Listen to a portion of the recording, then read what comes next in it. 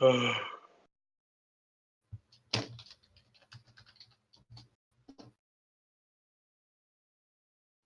I think we are live now. Let's go. Are we? Outstanding. Okay.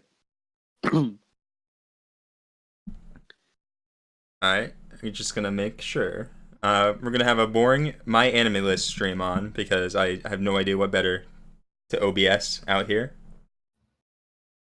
I tried to prepare funny reaction gifs, and I only have a few, but they will be there eventually. Oh, well, you know. Priorities, right? Priorities. So I'm not playing a game this time. I can open up a game if the chat demands it.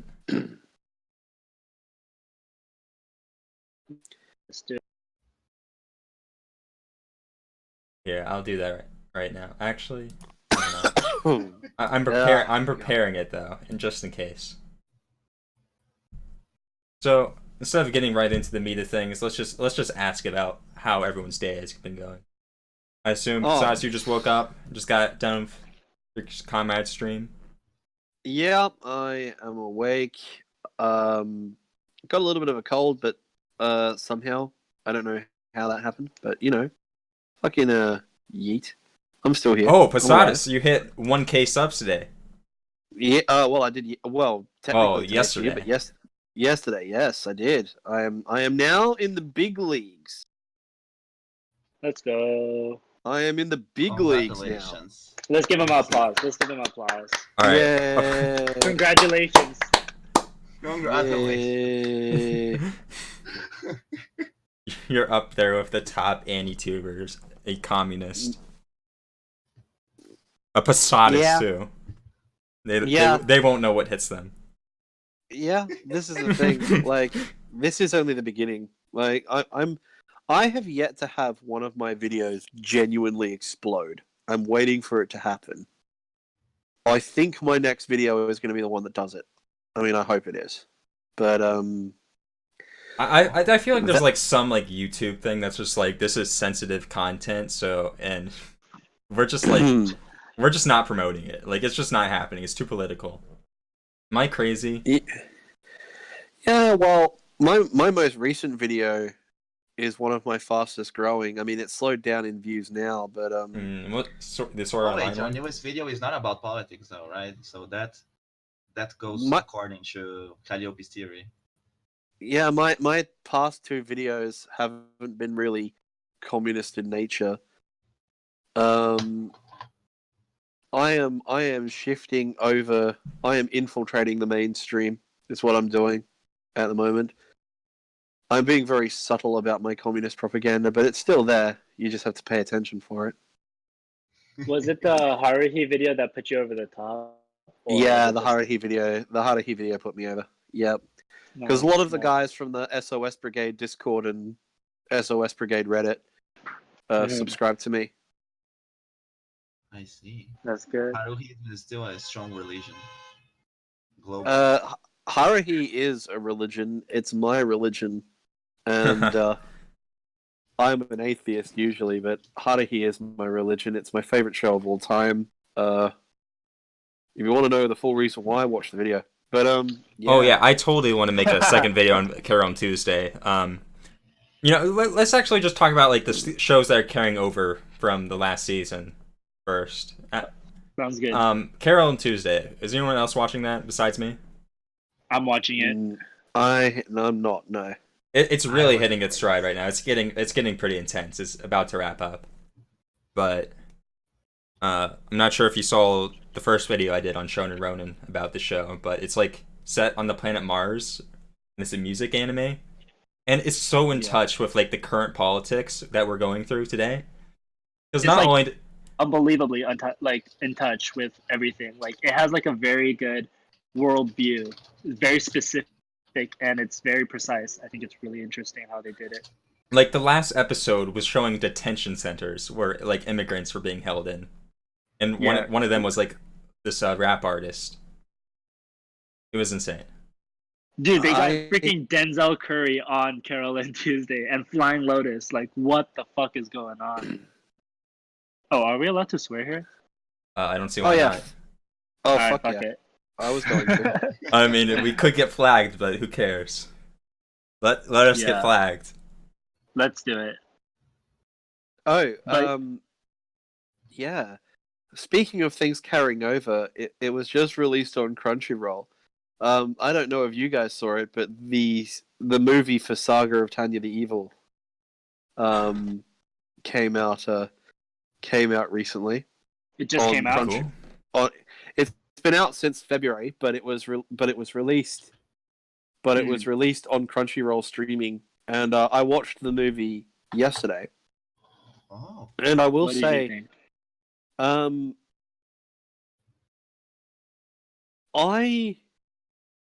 I was a bit taken aback because the author of the Saga of Tanya the Evil is very overtly left wing.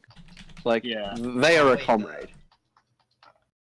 It's not that overt, right? In the anime, it's not completely overt. No, the anime is the opposite. The anime is very hyper fascist, but it's kind of like the Starship Troopers way of doing it. Like, But that doesn't mean it's leftist, though. Yeah, it's funny though because Fascist. people say that Starship Troopers is actually fascist by making fun of fascists, like in this weird way. yeah, but that's the thing. Saga of Tanya the Evil is very much the same. Tanya does all these horrible things. And it was very much a mockery of fascism, right? And I was like, holy shit, yeah. But then you get the movie, and the movie is, because of this alternate history and shit like that, the movie takes place on a sort of parallel timeline to ours, just with different little differences. And the big thing is, in this part, this is when the Soviets join the war. And the Soviets are the ones who launched the attack this time. And their depiction of the Soviet Union is just like they went like whoever made like I don't know whether it was the manga's author or the like their depiction of the Soviet Union was so fucking on the nose. It was kind of ridiculous. Look, I'm not a tanky, and I found So the T-34s are on point, is what you're saying. oh yeah, like, well, in a sense, like, if you took like a pill, say you took a pill, and that pill was pure refined McCarthyism propaganda, as in every single stereotype you can imagine about the Soviets from a Western perspective, concentrated into one little pill, and shoved down the audience's throat. Now, they're not very subtle about it. Beria is in the show. Beria and Stalin are both in it, and Wow. Beria is portrayed very historically accurately. He's a fucking psychotic pedophile. This is, but Stalin. The whole thing is, anyone who's watched Saga of Tanya the Evil knows that the military power in this universe comes from the fact that you've got mages, right? And they fly around firing shit off, and they're being awesome. In this version of history, the Great Purge wasn't against the generals; it was against the mages. And Oh. it just talks about how the Soviet Union had all the mages shot, and so they talk about Witchcraft. yeah, they talk about how evil the communists are, and Tanya just really hates communists. She really hates them. And it depicts. I thought the show was supposed to be good. What's going on? Yeah, That's what I'm saying. Just there as well. That's what I'm saying. I was taken aback. Wait, it took like a U-turn? Is what you're saying? Yeah, like I've never I was surprised. I was surprised at just how much of a U-turn, because there's this scene where Tanya's like, well, we can't, if we retreat and fall back to where our friends are, we're only going to delay their advance. Whereas seeing as they don't have any mages, if we go on the attack, why don't we just attack Moscow? And so they're like, okay. And there is this whole scene where in this universe the Palace of the Soviets was completed. There's this whole scene when her and her unit destroy it, like tear it down. And I was just like, holy fucking shit. Mind you, there is a fucking hilarious moment. Which I actually I don't often laugh out loud when watching things like this, but I genuinely did lol. Was a moment where they were talking about attacking the capital. Major, are you out of your mind? Oh, come on, they're commies. They've got shit for AA defense. I bet you could land a Cessna on Red Square. I was just pissing myself laughing. Because all of her friends are like, what's a Cessna? Like, yeah, forget I said that. Don't forget I said anything about that. I was just like, oh my god. I don't know. Part of me thinks that it's kind of, I don't know. I just don't know, because before this movie came out, it was almost a guarantee. Like, it was very obvious that the Saga of Tanya the Evil was a horrendous attack, was a vicious critique of fascism. But after watching the film, I'm not sure where the author's coming from. I think the author is probably either an anarchist or maybe just a liberal. But I told you. Probably. But it's probably he's a garbage. communist, like We should probably make a video on that hobbyist later. communist. He calls himself a hobbyist communist. That just makes sense. All right, let's move on to the next show, though. Yeah, okay. What shows next? So we're talking about the carryovers. And Demon Slayer is the first part, like last season, it was good, but it's really picking up now. I've been really impressed by like the recent episodes. Same here. I've been really, really liking the cliffhangers and also just the animation. Ufotable does such a great job with animation. Like they introduced like these like I don't know how many, like 12 new people, and they have like these amazing character designs. They're all the best. Oh my god, the character design is so good. Do they have a photo or something? Yeah, on the stream you can see.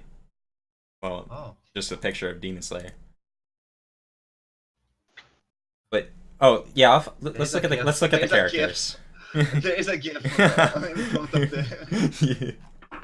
Just take it away. Why is she? Okay, let's look at all the cute. Let's just look at all the cute girls right now. Let's do it. I mean, Demon Slayer is like one of those shows like where I've kind of treated Demon Slayer like Fire Force. Like I'm letting it get really far ahead before I start watching. Because I know I'm gonna fucking binge the whole thing. I know what you're saying. Because I'm not watching Fire Force either right now. To be honest, I did read the manga. I've read like, I don't know, like 100 chapters of the manga so far. Almost caught up to it. So I know where it's heading, and I'm just not watching the anime because I want to like just watch it all at once. And you're gonna really enjoy Demon Slayer once you start watching it. Wait, do you guys like do you have anything against Demon Slayer, or just like everything? Yeah, the beginning is kind of slow. Like every demon that's killed gets like this redeeming backstory because like they were once human, and it's kind of annoying sometimes. It gets better when they're more like developed later on, but at the beginning it's just like, why do I care about this sob story for this demon that was murdering people? But then later it works a bit. It's tiring, but I think like that's the point of hold on. I'm trying to find the author of Demon Slayer, the mangaka. I've heard was trans. I'm not sure. Really? Yeah. That'd be really surprising. Like, kind of don't believe you. Like, that'd be very impressive for someone in Shonen Jump to be trans, I'd say. Well, they were referred to as he, and from what I originally knew, that the Demon Slayer author was It a says woman. she portrays herself as a crocodile, wearing glasses. Wait, who? But I'm not too The sure author about of Demon Slayer is portrayed as a crocodile wearing glasses. Yeah. Yeah, one of the editors referred to them as he, so we don't know, I guess. Well, if it's a woman writing shonen, I can't believe it. Yeah. I don't know. It's There were interesting. suspicions, I think, but it But doesn't matter. is it But I think it would a be whole interview where the pronoun is he, Yeah. or just one Yeah. instance? AZ is saying that they show the backstory after they're already dead, when we don't care. Yeah, I don't know. I what's just the like deal? the idea that every character, regardless of its like being a villain or a side character or whatever, I feel like that the fact that every character has a story is pretty interesting. It's cool. And like Okay. it has its own motivations, and it's like, that gives it a little bit. It's like not just there to be like utilized for its own benefits. It's not there to be there. It's, it has a, purpose to the story, and it's all linked to how they act and everything. I think it's interesting. Okay, we have to bring up the biggest flaw with Demon Slayer, and that's the main cast. When you put Tanjiro, Zenitsu, and Inosuke in the same room, it's a shit show. Like, you can't, if you have 3 of these characters in the same room, it's the worst comedy in all of anime. It's the most obnoxious.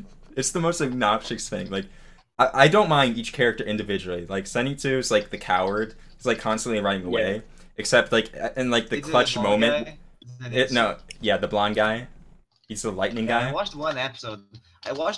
Where the whole episode is him just crying. Yeah, It's his he's literally just crying all the time. That's his character. Except when he's in a pinch, and when he's in a pinch, he turns into like badass mode, and he's not even aware. No. Did he ever turn into a badass, or he just sleeps? He's then just wakes up? he's just asleep. He's just asleep. Oh, come on, that's so weird. And then Inosuke has like a boar head and is like constantly mad. And all these characters by themselves, they're great. I love them. I love the coward Zenitsu. Don't get me wrong. I love that he cries all the time. But when he's crying and Zenitsu is just like, and Inosuke is just like pissed at him, and Tanjiro is just like not doing anything. He's just like staring at them and just like taking it. Because he's kind of a pacifist, even though he kills demons. It's the worst combination. It's the worst chemistry. I will say though that the dynamic though between each two is more interesting than it is all 3. Like you see, I like how I Inosuke agree. and Tanjiro really interact with each other, and like You can pair off 2. Tanjiro's- You can pair off 2 for sure. You can pair off any 2 Yeah. of them, and it's great chemistry. But when there's 3 of them in the same place, no. It's because the voice acting is just way over the top. It's like amazingly way over the top. It's like when people complain about the comedic scenes of Full Metal Alchemist, except it happened for an entire episode straight. Yeah. I'm not joking. There was a filler episode where they're just in the same room and they're like resting after a battle. I wanted to give up. I wanted to stop watching Demon Slayer. And that was like that that one was scene right where they're, like- before the best fight, and the best like arc in the series so far. Yeah. Wait, what episode is the best fight?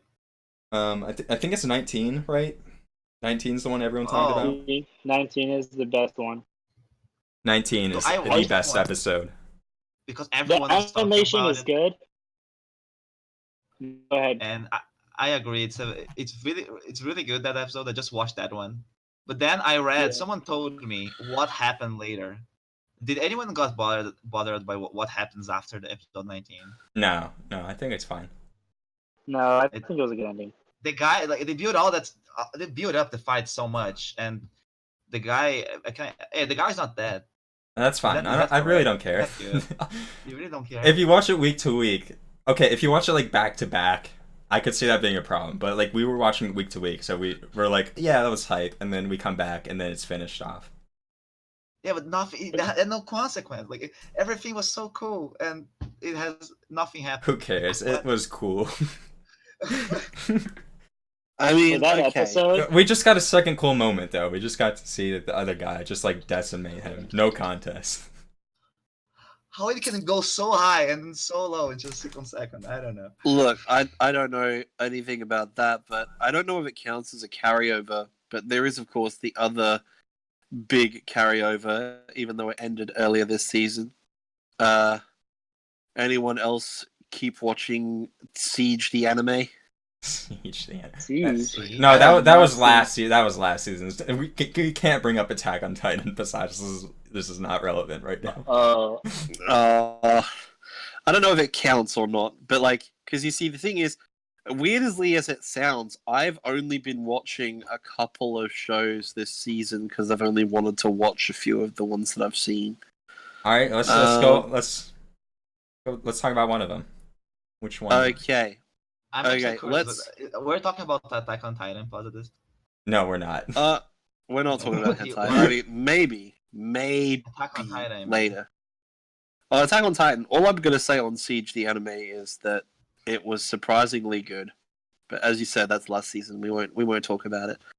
Okay, I just wanted to hear your opinion on it, very fast, because Calliope doesn't want to. Oh, my opinion on Siege the anime season 3. Yes. Okay. I really like where they're going with it. I do. Okay. Mainly because I'm glad it's you're now just- on board. I thought you were making fun of More- it earlier, but season 3 was amazing. Oh, It was season 3 was insanely good. absolutely season 3 was it top was tier. fucking incredible anime. Because season 2, I liked. Season That 2. was A lot the of people only didn't. anime in like an entire year where I just watched the 12 episodes and I couldn't put it down. Like I can't say that any recent anime had made me feel that way. Yeah, It's been a while. I was furious at the end of every episode every week. I was furious because I'm like, you're gonna cliffhanger me like this, really? I'm so Really? glad I didn't let them do that to me. I saved it for later. I saved it for later. Oh, just the ending of season 3 of Attack on Titan was just. Perfect. It was perfect. Oh, dude, season 4 though, hype. Anyway, if we're talking about my nomination for show of season, my nomination for show of season has been since the start. It has to be Copcraft, easily. It's been the show Dude, I've what been do having you- the most fun watching. What do you mean your anime this season's not how many dumbbells can you lift?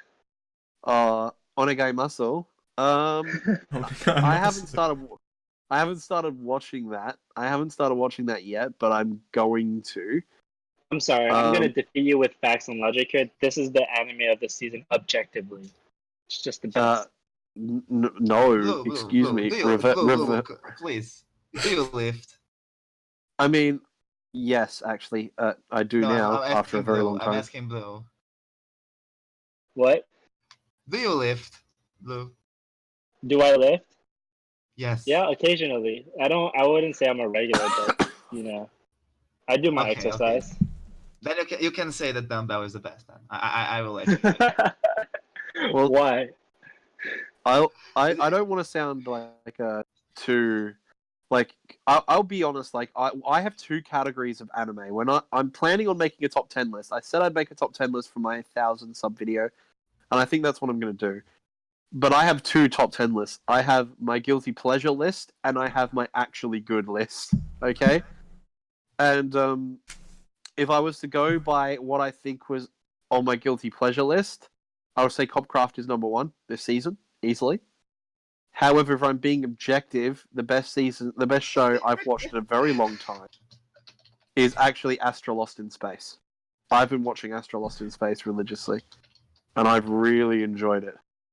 So, if I'm going to talk about Copcraft, the biggest thing about Copcraft that I've been enjoying, first off, the opening is a fucking banger. It's opening of the season. Easily 100%. Copcraft? Really? Yeah, Copcraft's opening is fucking outstanding. Kelly, play it. Okay, let's play the opening. Let's play the opening. All right, here we go. I haven't seen Pulling it up before. YouTube. Copcraft It's gonna be very annoying because low it's gonna on be delayed. Maui. But here we go. Very Here we few go. people are watching Copcraft. It's Maui. underrated gem. I will be honest though that the studio doesn't seem like bad experience, and it's like not the highest budget, but they're making work. They're making it work. Yeah, and like, I think what this show has is princess principles. Honestly, it's this just is a such a trailer. good. Okay, time to get content ID'd. Here we go.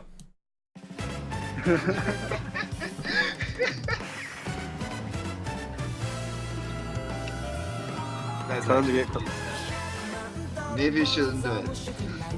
Oh wait, do I still have the image on? Oh god, I gotta take the image off, you guys. don't I'm need so to. sorry. Oh no, guys, I'm sorry. I didn't take the image off. You're not seeing it. Yeah. Maybe you should put the image on like the half of the Okay. video, so There we go, don't there we get go. copyright. It's the absolute banger of a track that I really like. You're right. Wiki's right. I gotta uncontent ID us with a demon.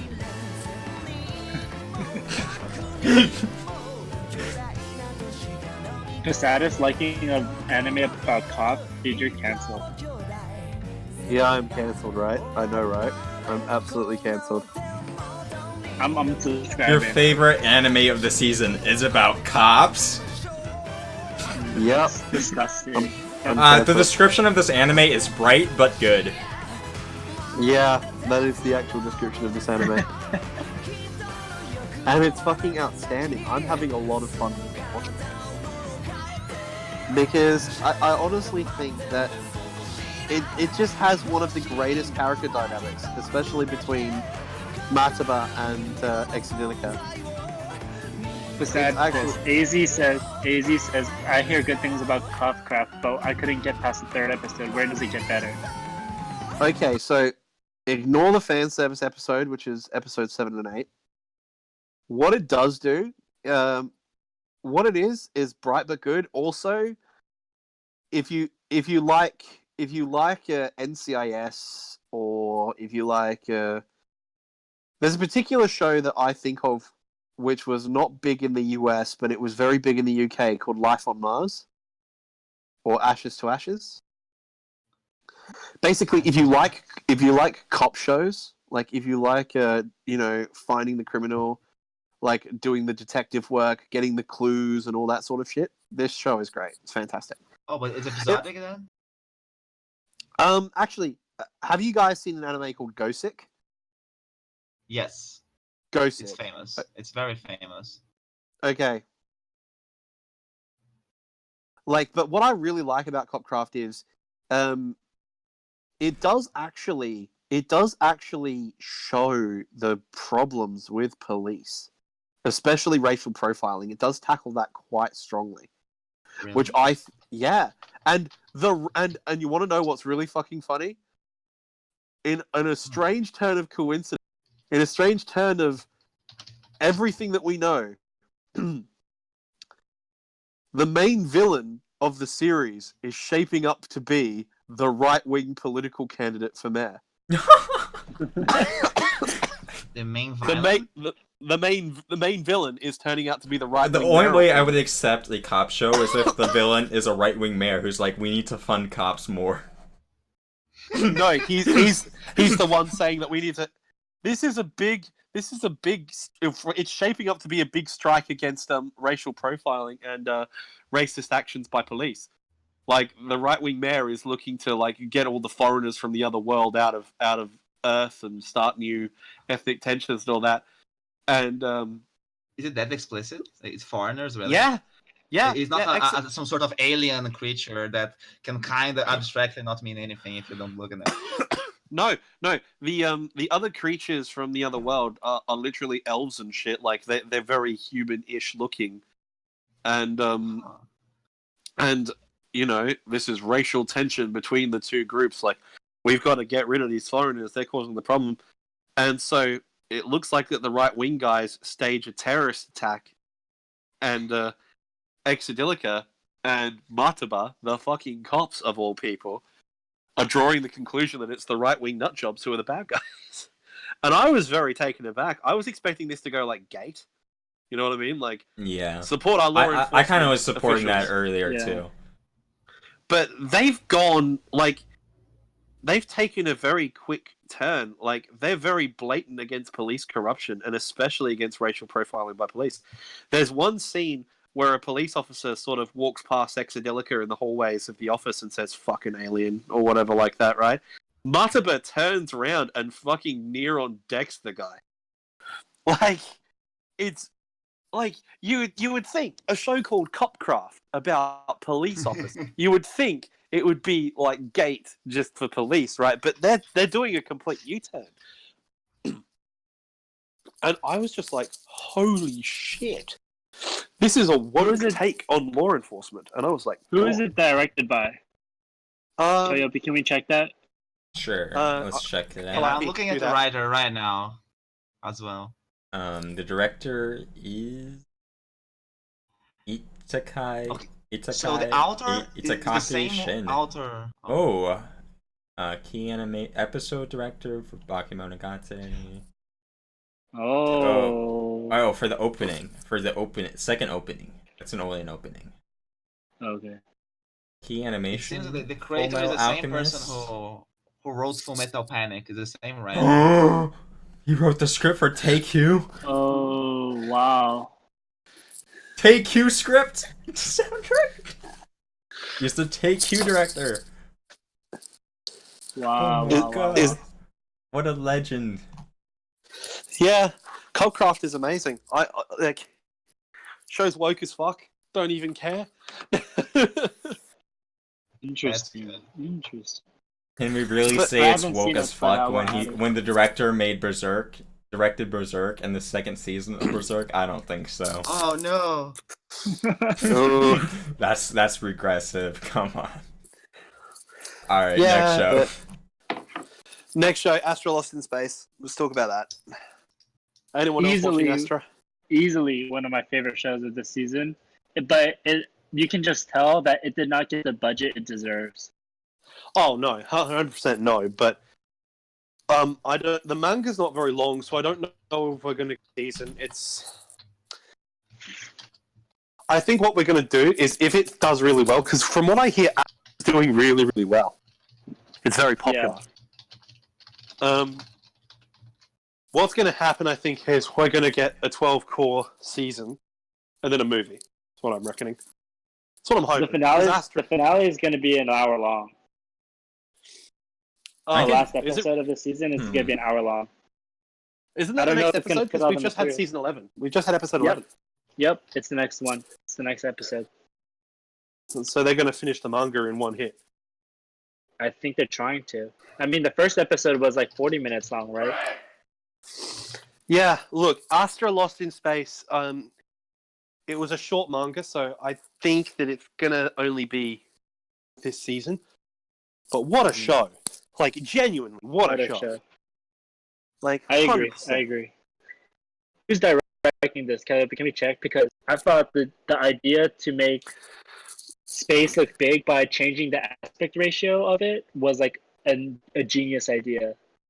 Like, yeah, when they're on the planets and when they're inside, it's like a 16 by 9 aspect ratio, and then when that 1 hour long episode was epic. That's like that was freaking good, dude. Actually, hold on a minute. Holy shit! I never noticed. Oh my god! That's and then insane. When they're in space, it just opens up. It's like I thought that was like a brilliant directing technique. Because like what about space makes you feel small? It's just like the absolute mass of it, like how expansive it is. Oh, dude! Isn't that interesting? Holy shit! Like, space anime is something that I've really wanted to get into, but like, you know, there's limited shows of quality that you can get into. Like, Gundam 00 is the show that I've been meaning to get around to watching in full. Yeah. But like, diving into Gundam is like, you know, I have a strict policy: only one big show at any time. And right now, I'm doing fucking JoJo. So. Oh yeah, I'm with you on that. I'm with you right there.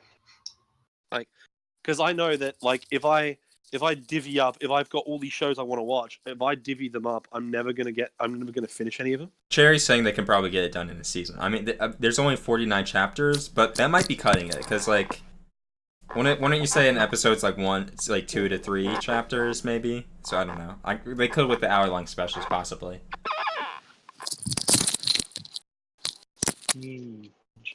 But why is it that good? Besides the aspect ratio trick. Oh, I think like I could go on about that show. I just think the biggest strength it has is just how good its characters are. That's the big one. Characters are fantastic. Also, the plot is super intricate and it builds up well. And like in Carole Tuesday, you have this feeling that everything's gonna come together and like have like a big grand finale. And in Astra Lost in Space, it has that, but not to the extent that Carole Tuesday has. There's a lot of moving parts. Like, I think Astra also has the advantage that because it's a completed manga, they know where the story is going from the get-go. Yeah. Which makes it easier for them to storyboard, because I think the Monster of the Week thing they do with the different planets they visit is one of my favorite things about it. Like, each planet is completely different with its own sort of ecosystem and the way things roll. It made their adventure a lot more interesting. So it's kind of like One Piece in a way, but shorter. Yeah, yeah. And, good. Hot take. Oh, dang.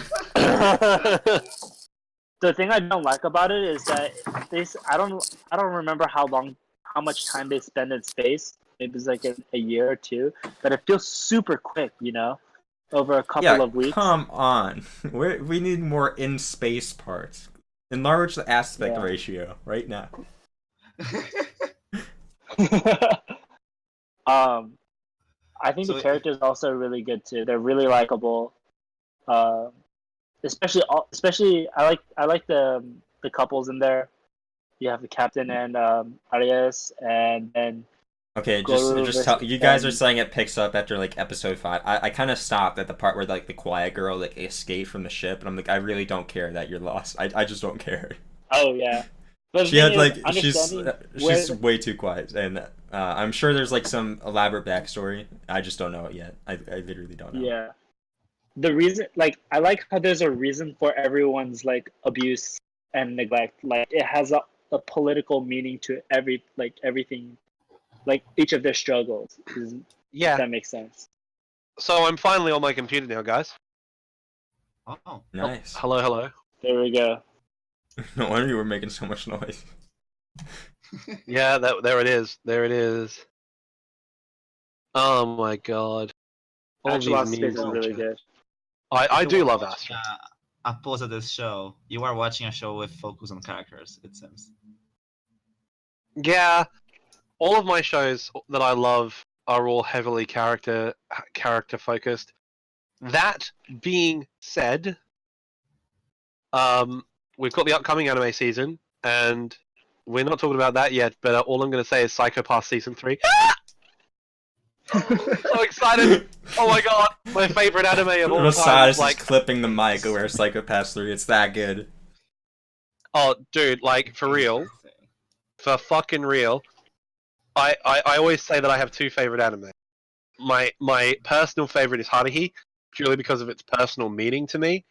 But in terms of if I was to use dialectical materialism, dab. if I was to say the objectively best anime of all time, it's Psycho Pass, without a shadow of a doubt. The Shonen Ronin community polls say that Psycho Pass 3 is the most anticipated to have a video on. Yeah, and Psycho Pass in of itself is the greatest anime of all time, in an objective sense. Like if I was to put together. It's so boring. The first episodes are so boring.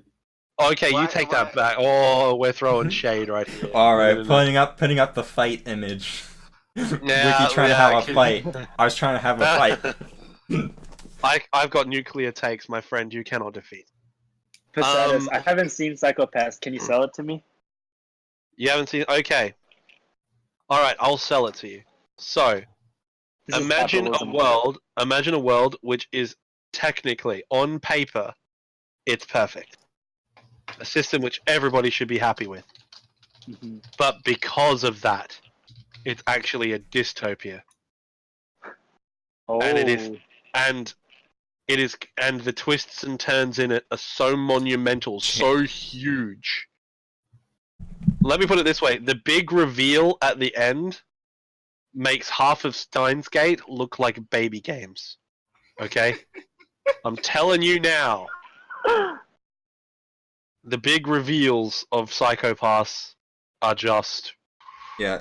Oof. I forgot. I forgot to call you out, but Cherry's right. You haven't seen Hunter x Hunter yet, so you can't like say dialectically, objectively speaking, when you haven't seen Hunter x Hunter 2011.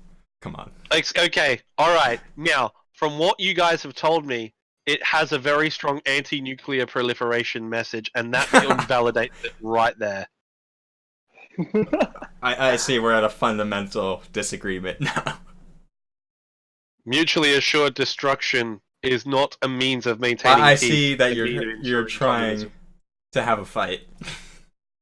Oh man, I will scrap all day about whether or not Psycho Pass is or is not the best anime, but Okay, I have It an just episode of objectively is. Psychopaths. I want you to see you defend that episode. Like there is one you keep talking about materialism and stuff, but there is an episode that a guy like I don't remember, maybe the main character, I don't know. He's drawing, I think, like dead bodies, like that's his passion or something, and he's the violin of the week. Do you remember this one? Yeah. That's a schoolgirl in the sort of boarding school and shit. Do you Yeah. like that episode? Yes. Why?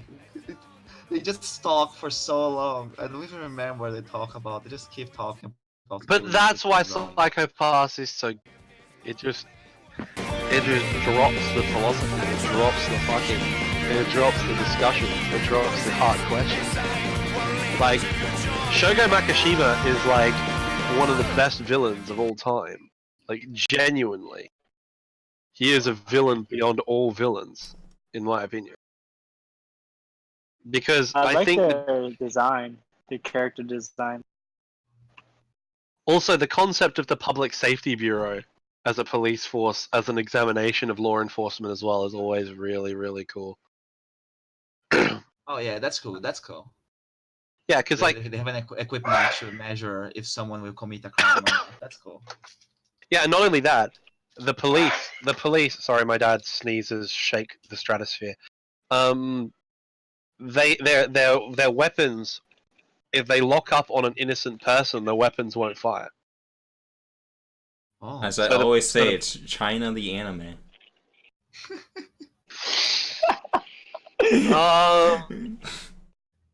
They also like the Psychopaths. The movie examines like police corruption and so forth, and how that works.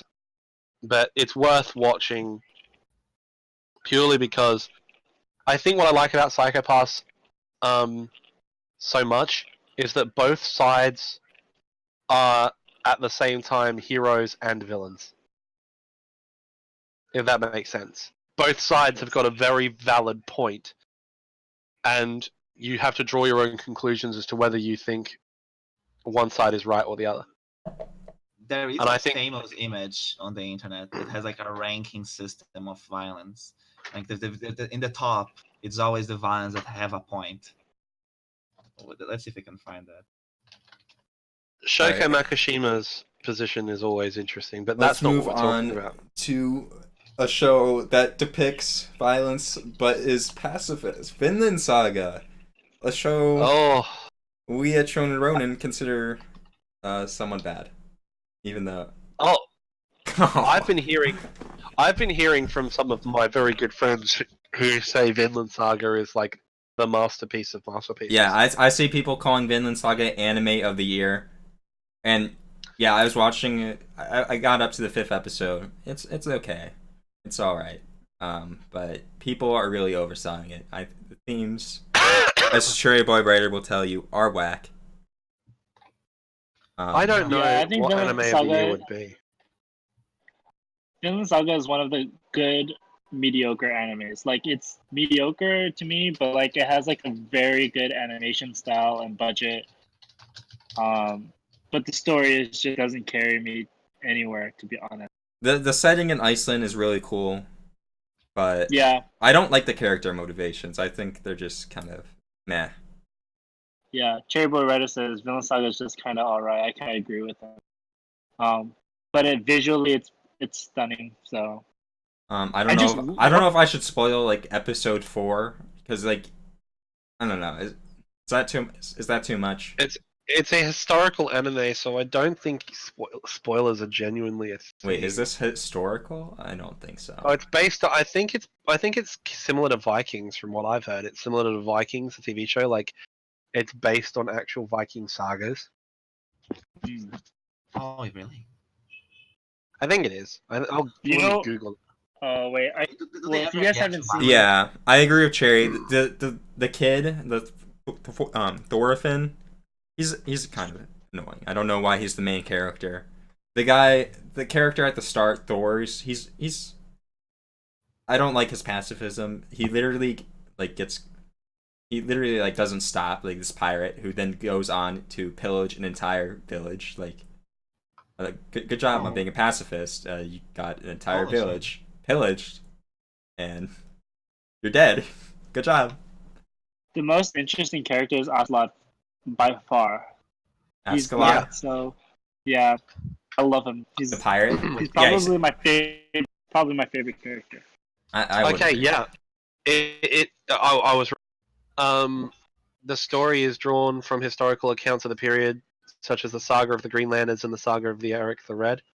So the characters like Sven Forkbeard, Harold, Print, Canute, and all of that are all real people. They're all real characters. They're all. There was ever a Viking that got to the. I think they portrayed they got to the. They saw indigenous people, right? One of the Vikings, but they just let them there and just come back. Look, it's very well known that the Vikings did have settlements in North America, and it would almost be certain that they had relations with indigenous peoples in North America, like Inuits, if you want to call them. That's cool. Why did they go there? Like, because that's the point of the show, right? They want you to go there, right? Vikings are Because it's better than Greenland. Vikings are adventurers. Like, they were explorers. They were like Viking culture, especially, is all about raiding and colonization. So why we're here? Why don't I sell you? And why we should all move to Svalbard? Wait, What what? was that? The most northern region that people have a settlement. No problem there. I mean, sure, you need a rifle to leave town because there are polar bears who will kill you. And perhaps the only downside is there is a housing crisis, so you're literally going to be camping out in a tent in the coldest place humans could ever settle. That's no problem. Because you don't even need a visa. They don't even discriminate. There's like already laws built into place against discrimination. The only thing is that the laws are discriminating against everyone because there's no houses to give.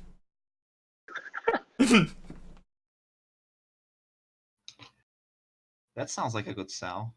Maybe in the future. It's a cool place. I was making fun of it, and there is a housing crisis, but I would live there. Let's get up some images. But yeah, I like the setting of Vinland Saga. I just don't like the characters. I don't like them so far. It's been engaging though. I'd say like I could see why people would call it animated season. No, I don't. Except Ascalad or the pirate guy. I don't want to bring up postmodern theory, but Vinland Saga is like the perfect example of Foucault's idea of normative power, where people want to be subjected to control, like Thorfinn.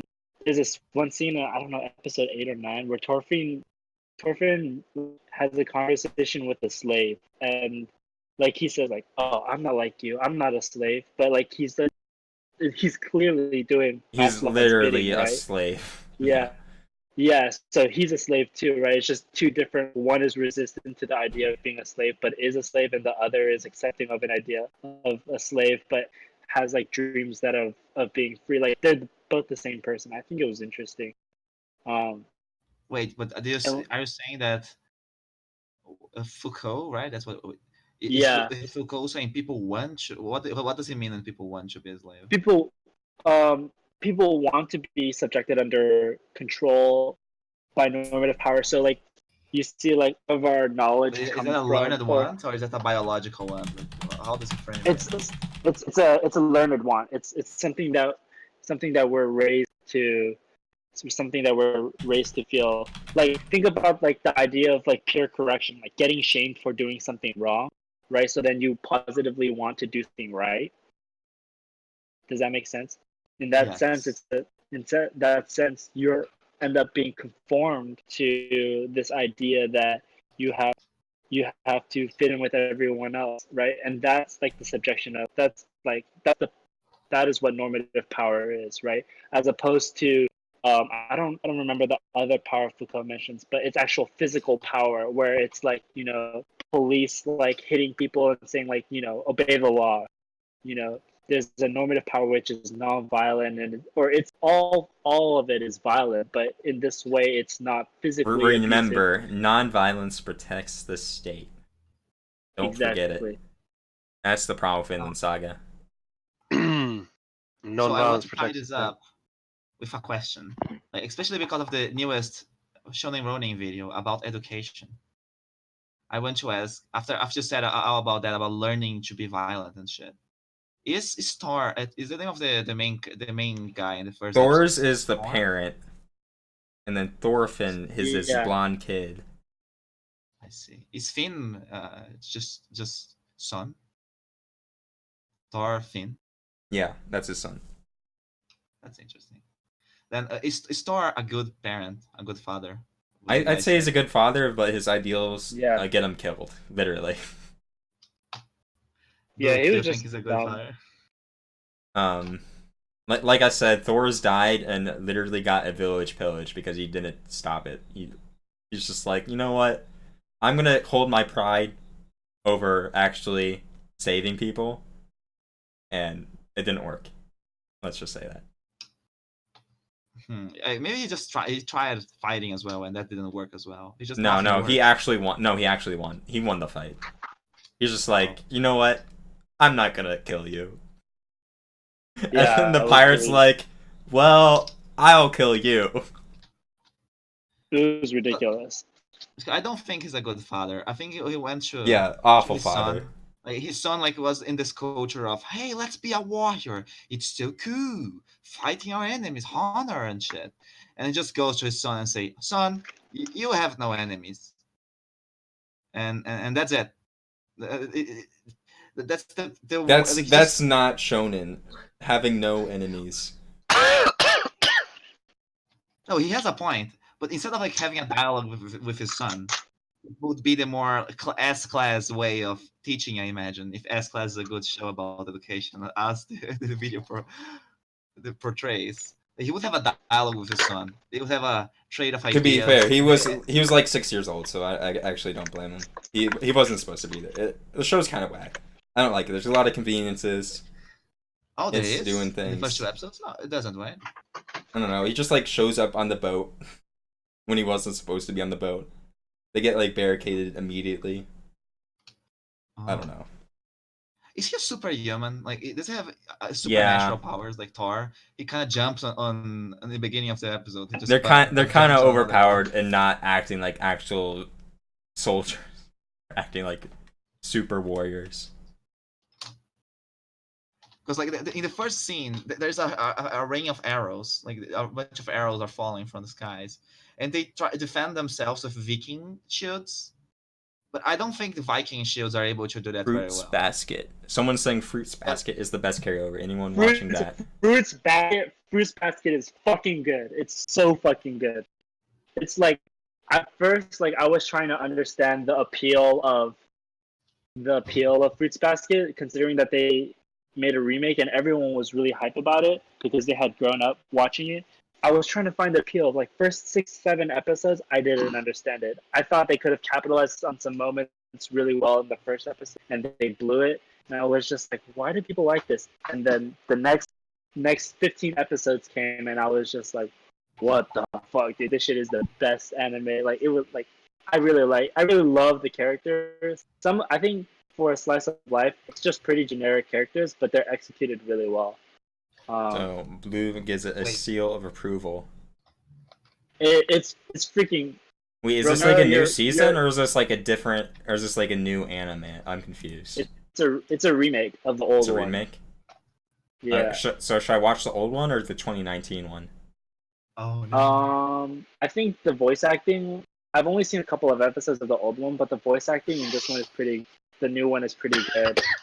And I think the production value is so much better. Also, there's an episode where two of the characters fight like playfully, but it's just like this amazing well animated fight. It was just, I think it was in episode 12 or something like that. But it was just like one of the like most well animated fights I've ever seen in my life, and it was like not even serious. Wait, there are fights in Fruits Basket? It was just like a playful, like it wasn't like a serious. Like, Okay, what's the battle or anime that whatever. sounds like Fruits Basket, but it's like about basketball? What's that anime? I always confuse them. If you don't know what I'm talking about, I'm probably making it up. Kuroko? Are you talking about Kuroko? No. Never mind. I think I think I just made a huge misunderstanding that Fruits Basket was about basketball. I have no idea. No. It's about this girl who doesn't have a mother. Why did you look at this image and think it was about basketball? Don't worry about it. No, Fruits Basket is really good. Romero, thank you for bringing that up, because I wasn't going to talk about it because I didn't think anyone else would talk about it. So. All right, let's skip Arfaretta and go right to Dumbell. Wait a minute. Dumbell Gyru.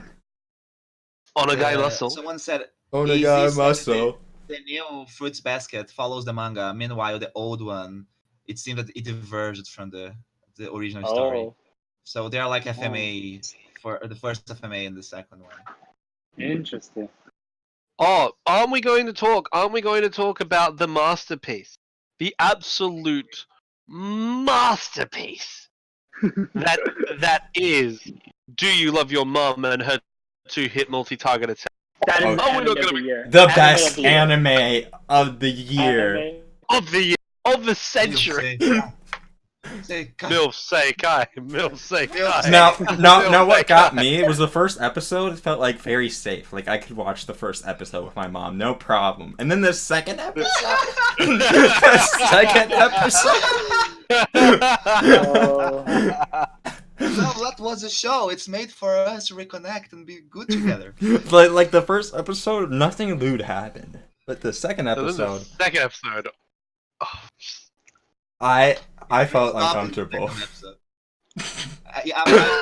It just show it. If the first episode didn't happen, you would just go with the second one and say, "Oh, Sunset is all right." But they spend a whole episode saying to you, "It's bad to not connect with your mom. You need to treat her with respect." And then the second one, they just don't give a fuck.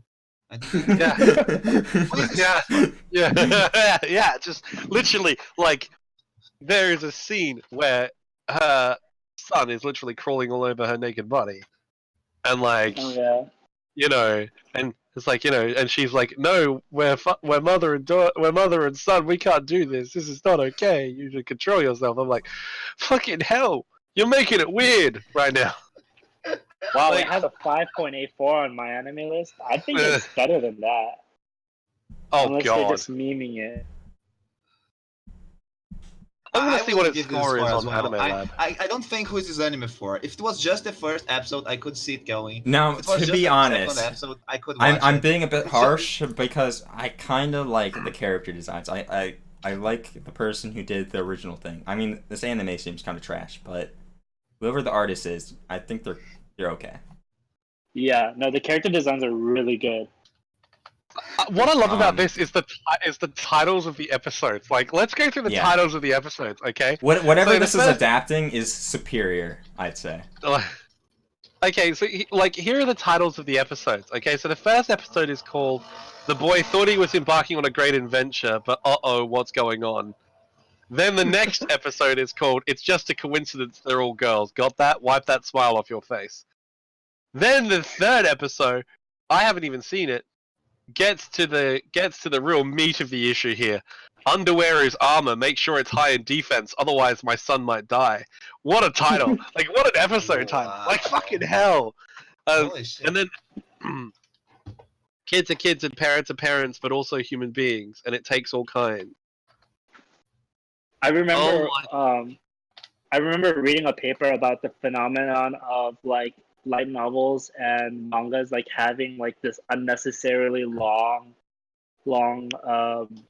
titles. It's Like, trying to get on my nerves. Like, but like the thing is, like, I don't want to bring Marx into this, but you know, like, isn't it just so? Like, doesn't this seem like so? Like, everything just seems so fact. Like, especially with all the like the MMORPG kind of games or anime is like, doesn't it seem like so factory produced? Like, they check all the boxes, and then the only thing that differentiates them are the characters and the title. Like, isn't this like? It's very Fordist, in my opinion, of how they made these kind of shows. yeah. That's a very good point. I think they talk about that in some book. I'm sure Joe of Pauses Database like MMOs. knows more about isekai than we do, but like they all come like, from like the his- same site. It seems of like just like writers, and I don't know. It's Romero- it's a very tight community. It seems so they're like just like copying each other. It's like if YouTube was actually made into anime. It's garbage. Don't do it. I'm looking at this show. Like, I kind of want to finish the show, just to say I've done it, right? Just to say that I can, just so I can tick it off on Mal. So when people are scrolling through my Mal, they can see it and they're like, "Oh my god, what a madman! What an absolute jag!" Like I could just flex on everybody. Like You know, survived this, you you know, motherfucker. you could do that. You could put it as complete and not have ever watched it. Yeah, but I'm not a pussy, damn it. I'm not a fucking pussy. Isn't it so? Isn't it so?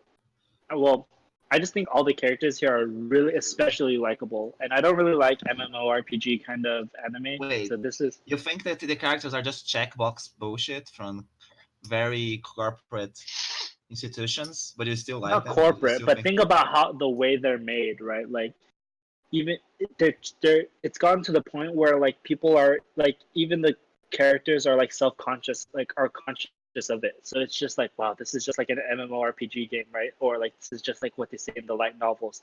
Like that's like breaking the fourth wall in a way, isn't it? This is why you instead watch Log Horizon. Yeah, but Yeah, you have to make a distinction in the anime sphere. If it's just database animals, it's just a bunch of very, let's use this very elegant word. It's just a bunch of autistic anime fans who just want to recycle the same thing over and over because they love it so Holy much. shit! Or an actual, the corporation just trying to sell whatever is popular or something. You have to make that Like- distinction. Okay, holy shit! If you want to go back on the stream there, back to the main page right next to this show. What is it of Tejin-senpai or whatever. oh yeah. I just want to scroll down and look at that because I'm telling you right now that lady's gonna need back surgery in a couple of years. Cause fucking what? Oh, Kangen Ash. What are you talking about? Wait, Duck, go! Oh no! I'm confused. What are you talking about right now? No, go back to where the Milsakai is on Mal, and look next to it. There is a show called Tejin-senpai or something like that. Is anyone watching this? This seems even trashier than the show we were just talking about. To be honest, like even worse. I'm not Yeah, playing around. This I'm show watching it. seems. Oh no. it's Oh, alright. Because I'm just looking at the dimensions. I'm looking at the dimensions of those titties, and I'm just like, guys, this ain't happening. All right, like It's magic. The school uniforms look like they're made out of latex. If you thought Copcraft is good, wait until you see Magical Senpai. It's really good. Tejina-senpai, like, just look at the boobs. Like, fucking hell.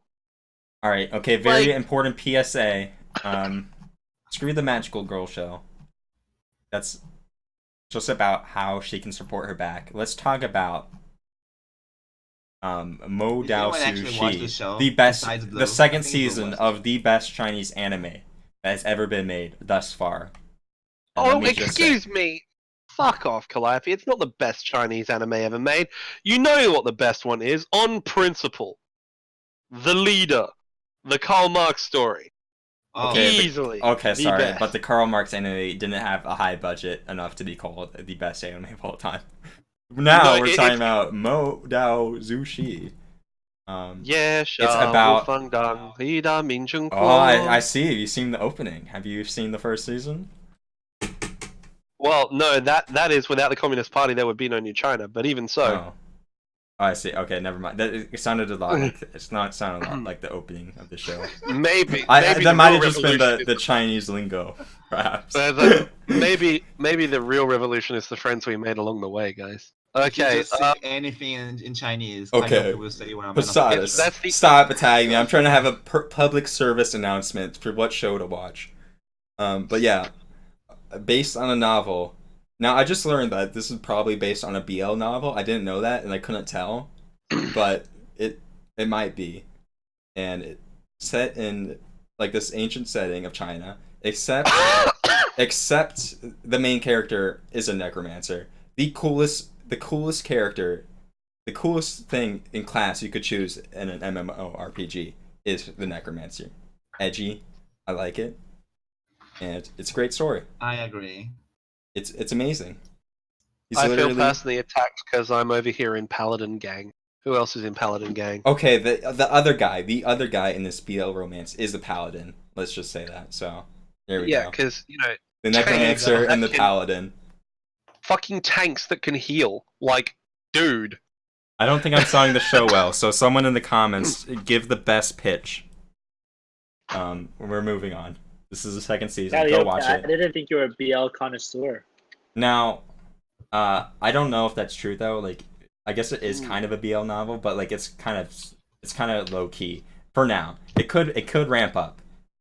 It could ramp Well, up. Banana Fish is a BL manga, and no one cares. It's very highly regarded. Yeah, it's like Banana Fish. It's like it doesn't matter, but it's like there on the surface. So let's talk about the next show, Given. You've watched Given, right, Blue? I assume. I've watched like one episode of it. It was pretty gay. It was good though. This is the other I'm a BL fan show. of. Calliope, Banana Fish, it does matter a lot. You will notice it. Did you not? Is it that undertone? Like Banana Fish is explicit. It's not Okay. even undertones. It's explicitly a BL show.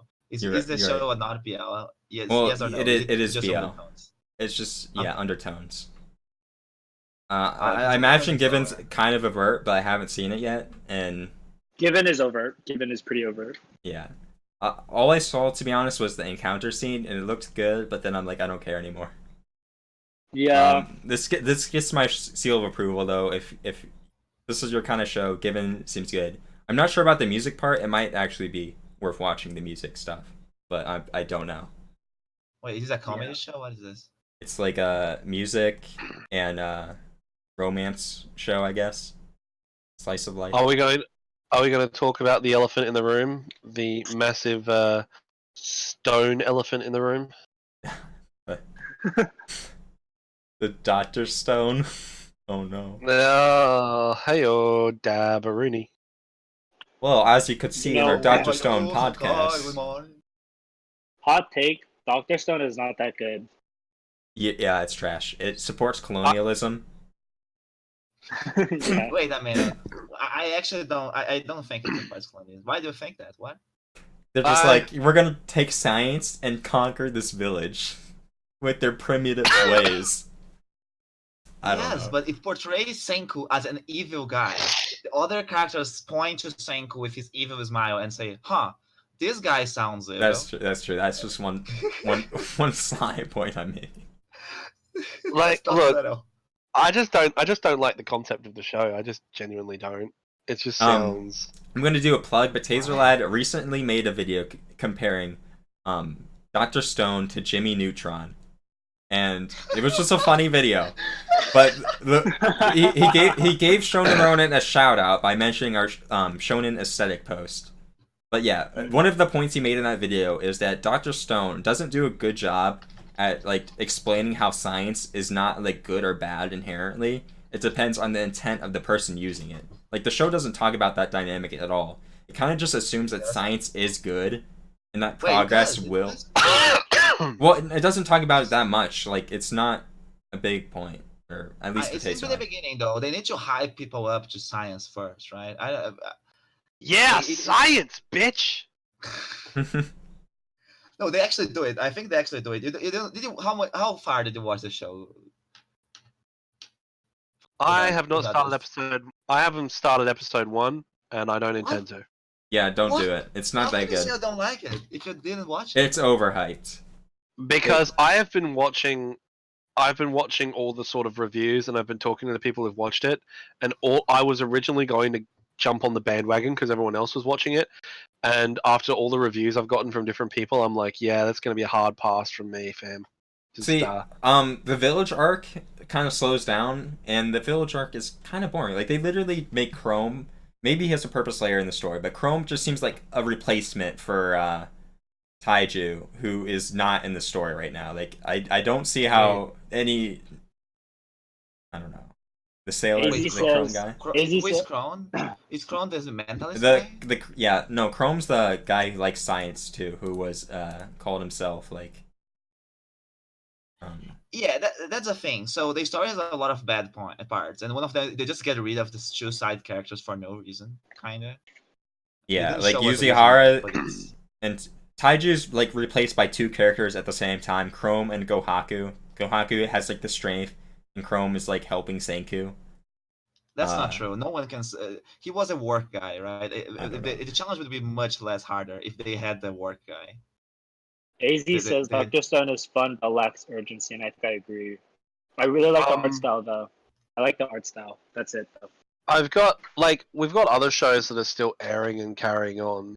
Yeah. Like we've got Black Clover, but let's be honest, everything that can be said about Black Clover has already been said.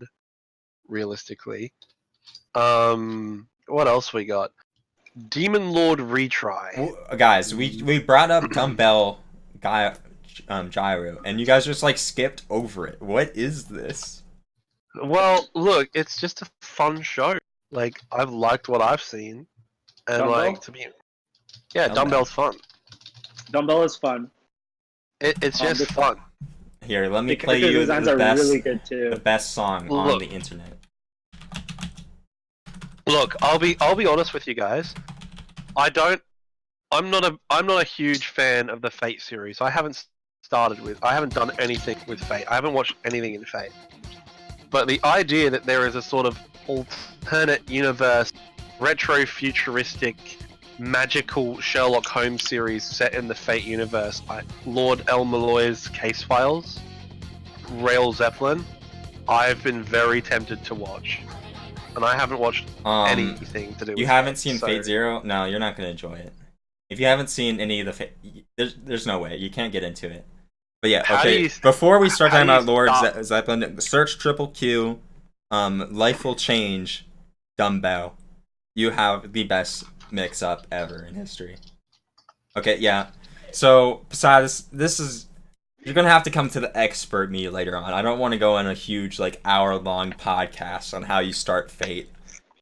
But, to put it simply, you either start with, like, Fate Zero, the visual novel if you're hardcore and actually want to get into it, or, like, Fate 2006 if you can tolerate bad anime.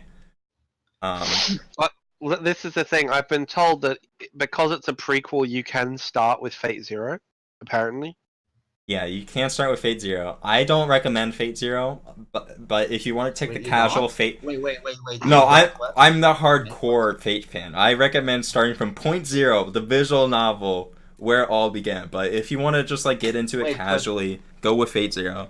That's your best route. Wait a minute. So you don't like Fate Zero just because it's not a good starting point, or you don't like Fate Zero? I don't think it's a good starting point. Everyone tells me that the place to start is Unlimited Blade Works, but like I'm just like. Honestly, if you haven't seen Fate, don't start. Wait, I just watched Fate Zero, and I'm watching this one with the Mellow guy. I watched 2 episodes. You're watching it right now. And I couldn't understand everything, and I was very happy that they made another anime. Like in the Fate Zero series, there is this one guy who's just a wimp, and he's servant because they summon servants in Fate. Yeah, start with Dean Fate because it only goes up. If you start from the worst point, every Fate series after that is just so much better. It's like, wow, that 1 out of 10 is now a 2 out of 10, and then it goes to a 3 out of 10, and then it goes to a 4 out of 10, and then finally it's a 10 out of 10 eventually, because it just went so far from Fate/Dean. Like, let me back personally, this up. Okay, go on. I think that I'm probably, if I do get into it, from all the hype that I've heard about it, because it's a prequel, I'm one of those shitlords who watches things chronologically, so I'd probably watch Zero first. You need to watch Zero first before watching this one. But after you watch Zero, you can understand the hype that this guy is that wimp from before. It's really fucking cool. Now, I'll just give my opinion as a Fate fan, but yeah, Lord El-Melloi, it's good. I like Waver. The only problem I have with it is, like, Mystic Eyes used to be, like, this rare mechanic, it seemed. Like, you had literally the other person in Fate who had Mystic Eyes in the original one. I think it was only one person, which was Medusa. And, of course, Medusa has Mystic Eyes. She's a Gorgon, for Christ's sake. And then in, like, other, like, shows, you had, like, Mystic Eyes of Death Perception, which were badass. But in this show, every other person has Mystic Eyes. It's like, I thought this was, like, a rare thing, and literally everyone else has it. Way to ruin it. Wait a minute, Calliope. Like, the conceit of the show is that they dug up the old Egyptian people. So maybe that's why the conceit of the show is this arc is called the Rail Zeppelin, and it's like a auction for Mystic Eyes. They're like auctioning off like these magical eyes. It's cool. I like it. But it's like, why are there so many? What's going on? Because they dug up the 100 people that had the eyes, maybe. Okay, true points. The only reason to watch Fate is to just build up to Carnival Phantasm. The only reason you watch Fate shows is you understand the inside jokes in Carnival Phantasm. That's when you've ascended. You're only watching like serious like Fate spin-offs in every one of those, just so you can understand the comedic jokes of Carnival Phantasm. 10 out of 10. The best anime of all time.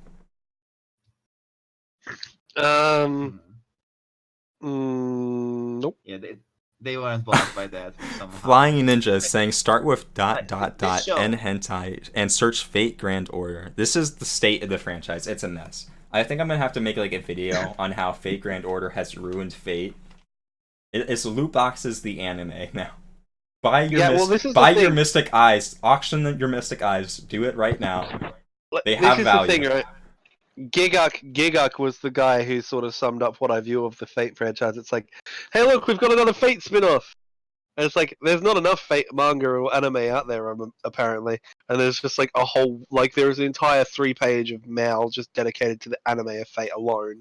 Oh, but that's he likes Fate though, and this one is really good. This one deserves to exist. This is like the wimpy kid who fought with Alexander the Great, and like that's what this guy turned out to be. We need to watch. This is important. This needs to be done.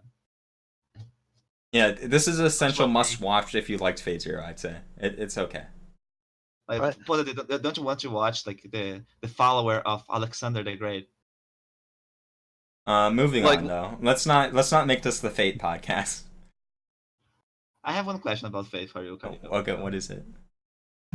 Why do all the mages want to find the source? What the fuck is the source thing? The source is like it's like answering like the question of life. Like that's how important it is. More than that too. It's like the existence, like how the universe came to be. I really don't know. It's like it's literally everything.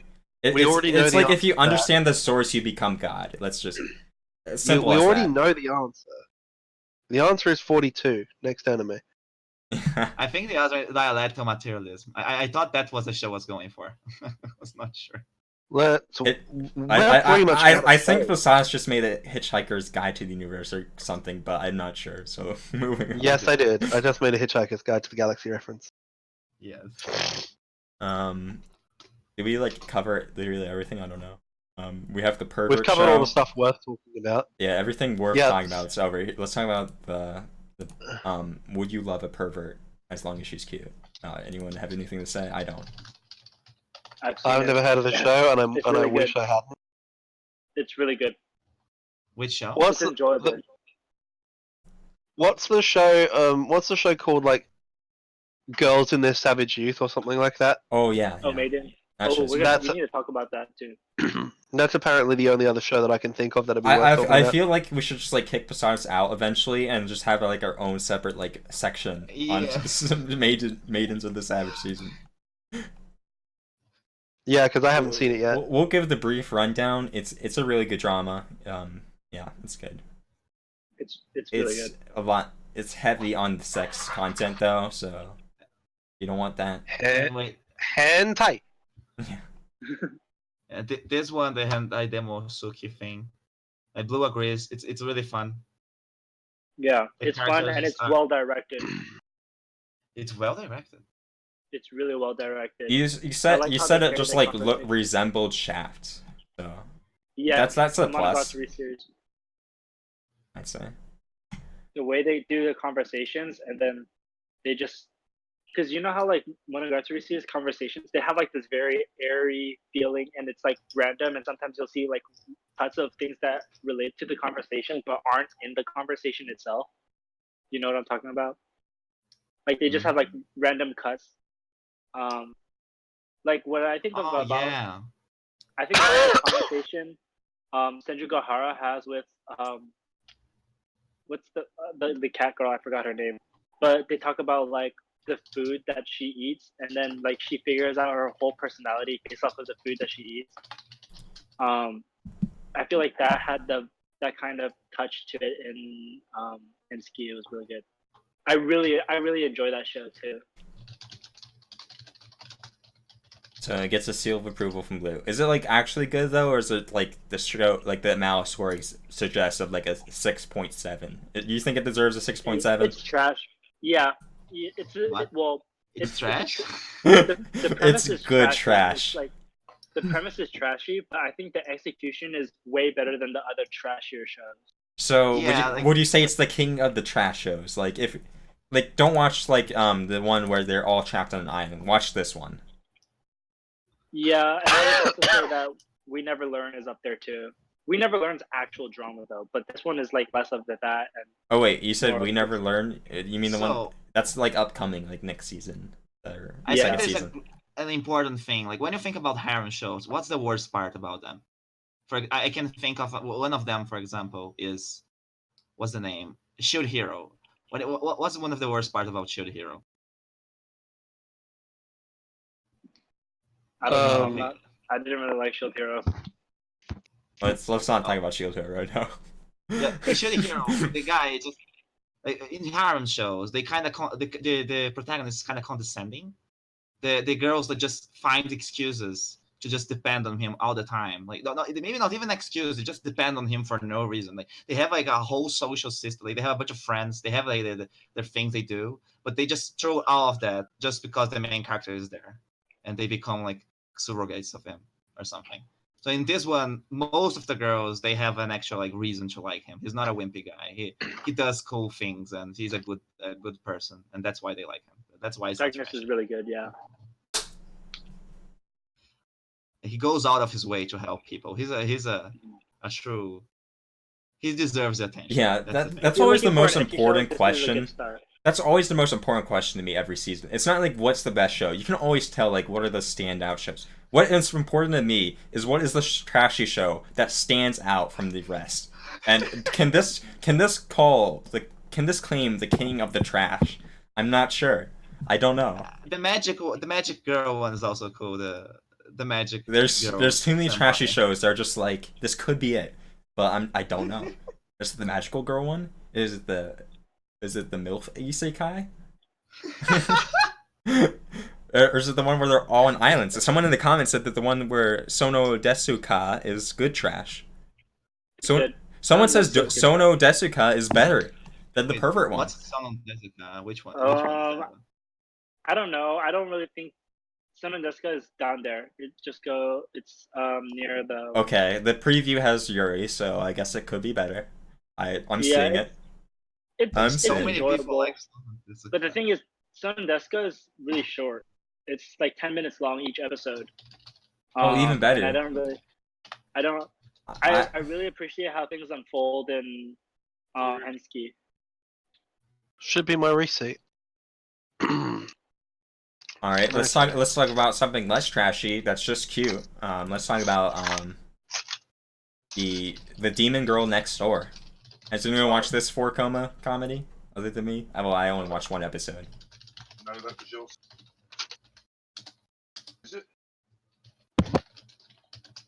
Yeah, this show is just a 4-coma, so you can picture it's just like this cute comedy show where this girl wakes up and one day she's a demon, and her neighbor, as you can tell by the title, is a magical girl. It's perfect, perfectly fine. It's not like standoutish from like other 4-coma, but like if you want something this season, this It's is like it. 5 minutes long. No, it's like 20 minutes each episode. Oh. Well, you know how 4-coma adaptations work. They just like make it feel paced like a normal anime, but you can like kind of tell that some jokes are like end and then a new one starts. Is it trashy or is it like a mahou shoujo, like legit mahou shoujo? Oh, well, it's just like a comedy. Like it's not like a mahou shoujo. It's like just like a slice of life. It seems. Oh. And it well, since it's a 4-coma, it's kind of paced like, you know. It's short little jokes that are connected in like a vignette kind of thing. You can't really tell since it's anime. It's good. I like it. So Go one guy check made it a out. good point here in the chat. Where's him? Let's see. Yeah, Soviet winter prison. Like he said that the show is still trashy, bro. Because even though like they have an excuse to like the main guy, the main guy like never chooses anything. They just keep going that thing like the harem shows do. And no one ever chooses nothing, and he just still just keeps hanging on with. What show are you Just talking about? keeps everyone in the friend zone. The show we're just talking about. What's the name? Pervert? Yeah, the pervert one. I think I like the protagonist in it. I think he's like still searching, and the thing is like it's not like once he finds out who it is, it's not like nothing's gonna happen. I feel like there's real intention in what he's trying to figure out. What's keeping him from finding that out though? He doesn't know. It's just that he doesn't know who the girl is. I guess he just hates all the girls, right? Because in the end, he hates perverts. No, I think he says he would even date them even if they were. It doesn't matter. Yeah, after a lot, though. Yeah, that's true. That's some progression there. Before we move on, shout out to SYMPHOGEAR. I'm not caught up. I've only just finished the first season recently, but this is the most underrated gem of the entire season. SYMPHOGEAR is insanely good, and no one talks about it. I heard about it. It's really. I saw some animations too. It was pretty cool. So, if you want to know more about it, I'm just going to shout out a YouTuber who made an hour-long video, Joystick. Go sub to Joystick, a good leftist anti-tuber, and they made an hour-long why you should watch SYMPHOGEAR. But if you want to skip to the point, the answer is yes, watch SYMPHOGEAR. Is it like a season? It's like it says it's the 5th season. Is it? Yeah, it's I think the 5th season. Did you start from the episode, or did you start from the first season? Yeah, start from the first. The first season is insanely good. I thought it might be a bit older, but it's only like it's not that old, and it's really good. First season is quality from the start. Like I thought, it doesn't take that hard to get into. Flying Ninja says that harem anime go out of the way to make the main dude, a barely sentient vegetable in order to keep a new relationship from developing and ruining the escapist wish of fulfilling fulfillment of having a harem. I agree. I also think that some harems are more interesting than others. Like, I think that We Never Learn has a good, like, he's not a vegetable. Yeah, if you see my We Never Learn video, I talk about how it's actually about progressing. Like, they have a relationship, but it's not just about that, because it's about we never learn. So it's also about, like, doing well in school. So Yeah. there's more to it than just, like, this, like, loafing around in this harem and not being able to decide. There's a lot going on in that show. It's good. Good stuff. I also think, I don't know if it counts as a harem show, but Emo. Sometimes in our emo, You know what I I'm would talking wish about? he didn't make a decision. Huh? Or emo he should have been a vegetable. He shouldn't have taken a decision. At the last, God. he shouldn't have made the last decision. Yeah. I hate how we talk about trashy shows so much, so now we're only talking about harems. Oh god, what has anime done? Don't watch anime, guys. Yeah. Also think Well, Domestic Girlfriend is not in that realm either, where the guy is actually a decent main character. you say that, Calliope, but for example, in Love Hina, the guy starts as exactly what the Flying Ninja describes, a Oh vegetable. my god. And in the second season, he goes on a trip, and he comes back pained, muscular, and he picks a girl, and they start dating immediately. So Love Hina, there you go, Calliope. That's what you're. If you want to see that sort of progression. Did we cover everything? Is I think we is have. it what we're talking about? The daughter. I mean, the guy wanting to save his daughter from the demon lord. Is how we're probably not. I've seen a couple of episodes of that, but I haven't seen more trash. I haven't Throw it on the pile. Throw it I on think the it's pile good, of things though. that we'll It's really forget. cute. Throw it on the pile of things we'll forget after the season's over. Yeah, it's really cute though. It's one of the better father-daughter shows. Like, I would say, like, Sweetness and Lightning is probably the best father-daughter show. But this is right up there. Is that a father-daughter show? Yeah. Season? Even for my daughter, I defeated Demon Lord or something like that. Oh. It's really interesting. Yeah, but she's not related by blood, and they get together in the end, apparently. Oh my god. You're kidding. That's the rumor. That's just wrong. No. Yeah, that actually happens a lot. Wasn't there like that other show that's like everyone was hyping up as like very good, and like it was a good relationship, but then at like the end of the like what they were adapting, it's just like, oh, yep, they're together now. It's just another one of those. No. Yeah, that's Yep. how it works. Calliope, that's accurate. Incest, bait and switch. Oh god. Cancelled. That's Cancel. I cancel that. The show is cancelled. What about Wasn't it Accelerator? Does anyone care about the A certain certain series. index series? Anyone care about the certain Accelerator? I haven't started it. A mate of mine is like a massive Index fan, and I'm like, I've seen some apparently index. it's good, and I'm like, is it? Is it though? It's okay. I mean, I don't think it's that like it's amazing. The one that's good is what is it called? Railgun or something? Railgun's better. A certain Index People and say Railgun, that yeah. Spin-offs are better than the main show. That's what people say. Yeah. I'm finding that with a lot of shows recently. Yeah, a certain scientific railgun is a lot better than Magical Index, I say. But who knows? Accelerator is the best character of all time. Accelerator is probably the best spin-off. What do you guys say? The show I was talking about earlier, Usakai Drop, is the one where it's like it's very cute, but then at the end it's just like, oh, they're actually together. It's like everyone's like, screw off.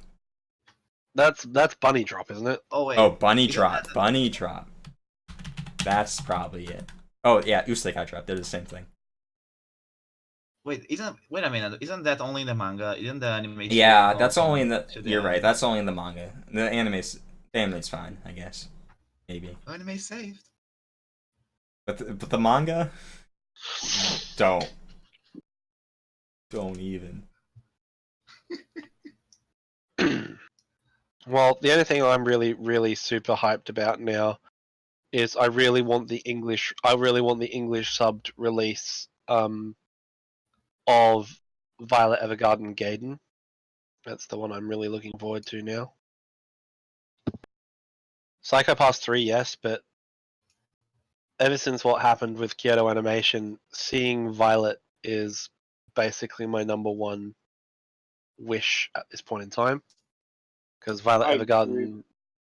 remains, to me, like, I really like, after rewatching it recently, Violet Evergarden is actually looking like it will displace Steins Gate in the number 2 spot for me.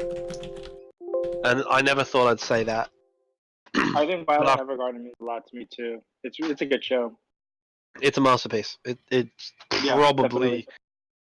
it's probably one of the greatest. I know it's an overused term, but I would actually put it up there. Like, even in 30 or 40 years' time, Violet Evergarden will still be classed as one of the greatest anime of all time.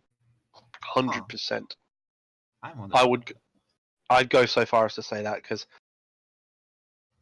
I don't think there's been a show that has ever gut punched me so hard. Yeah. Ever.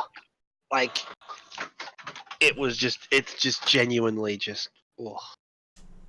It was so And fitting for Kyoto Animations to pick that up too. Like, that's the perfect studio to do that. it's the feelings and the emotions, and Mm-hmm. it's just the feels, man. Just the feels. Like,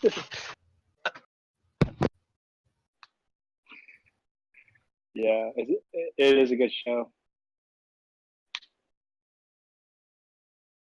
Flying Ninja is saying here that Violet Evergarden had a. I actually don't know what he's saying. How is he describing this? The reaction to the show. Still can't believe how much anti-circle jerk Violet Evergarden had. It was great. Yeah, I agree. I thought a lot of people hated it because they were let down by the previews, the trailers of it. Oh yeah, it seemed like people were thinking like it's gonna be some like war anime or something. I don't know. Yeah. Instead it was anti-war. They're sad or something. I don't it's know. the look. Violet Evergarden is the best war anime of all time. Oh. And the best war anime is the one that shows war's true face. Yes. My next video is about that, which is, I want to shamelessly plug myself here. My next video is about that. I have a friend who served in Afghanistan for a full tour, and he was posted on the border of Pakistan and Afghanistan, right? So we're talking jumping out of Black Hawks, we're talking urban combat, we're talking the real shit, okay? And he watched it with me, and I don't think I've ever seen an emotional response as violent as I saw. The guy's an Iceman, and this made him cry, like, genuinely. So, Violet Evergarden, of all the shows I've seen, I have it from someone who's experienced what Violet's going through. I can honestly say it's the best and most accurate depiction that there's ever been. Oh. And I don't think anyone will top it. AC Not saying really. Gundam. I mentioned Gundam. But Gundam, even Double Zero is really good. I've only seen a bit of it, but Gundam Double Zero is good because Gundam Double Zero explains that old dichotomy: fighting for peace is like fucking for virginity. Like, it doesn't work that way. What I think is good about Violet is near the end, Violet Evergarden makes a very good point that sometimes you do need to fight. You can't avoid it sometimes, but you've just got to have a good reason. And I think, and a lot of it, what it says is, it does make the point that a lot of people don't don't grasp just what war means, just what it costs. No other show's really done that. I mean, Status. You served in Australian military, right? I was in the Australian Defence Force cadets, so basically, Okay. I was in the JROTC, if you like, which isn't the real thing, but I You were was friends with people that went to war, right? As well. oh yes, a lot of them, And family. Yes. and family, Oh. and not only that, if it wasn't for my personal circumstances at the time, would I have gone? Yes, I would have done. So seeing Violet's reactions and behaviors is like, it's very real. That's good. Yeah, KyoAni, KyoAni making a show like that makes sense. KyoAni, you should voice my Violet Evergarden and the dialectic essay. Oh, I should? Okay.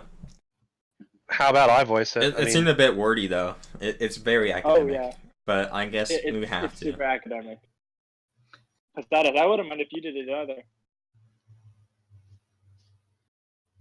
It was a school paper, so it's very academic.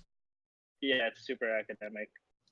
And I rushed through that, and it's not that good, but I think it explains the dialectic of Violet Evergarden. I mean, dialectic's probably not the word I'd use. Oh no, definitely. There's definite dialectics in there. Like, I'll send you the paper so that you can check it out later. But basically, it's like the contradiction of Violet Evergarden's self-identity is like the more she drifts away from her original self, and the more she changes from her like initial post-war personality, is like the more she drifts away, the more she is like truer. She becomes truer to herself. And so then that does a good job of explaining like Hegelian's idea of consciousness. And it's not that there's an inherent dialectic in Violet Evergarden, and just I use Violet Evergarden to explain the dialectic of self-consciousness. It's pretty interesting. I'll send you the essay. Yeah, I imagine that's what you're thinking about the dialectic with Marx connotation, or were you thinking about the dialect in the original Hegel? Hegel, yeah, just definitely. Hegel. Just Hegel. Yeah. So I'm excited. I should probably watch that show, but I don't know if I want to cry. Have you've not seen Violet Evergarden, Calliope? No. It's good. I don't like feeling emotions. It's hard. Oh, good luck. Calliope, I don't like feeling emotions. It's not that I don't like emotional shows. It's that I literally barely have them. So it's like, what am I gonna feel? The main character is also that, right? The main character. That's what really got my friend quite strongly, is that he identified very closely with her.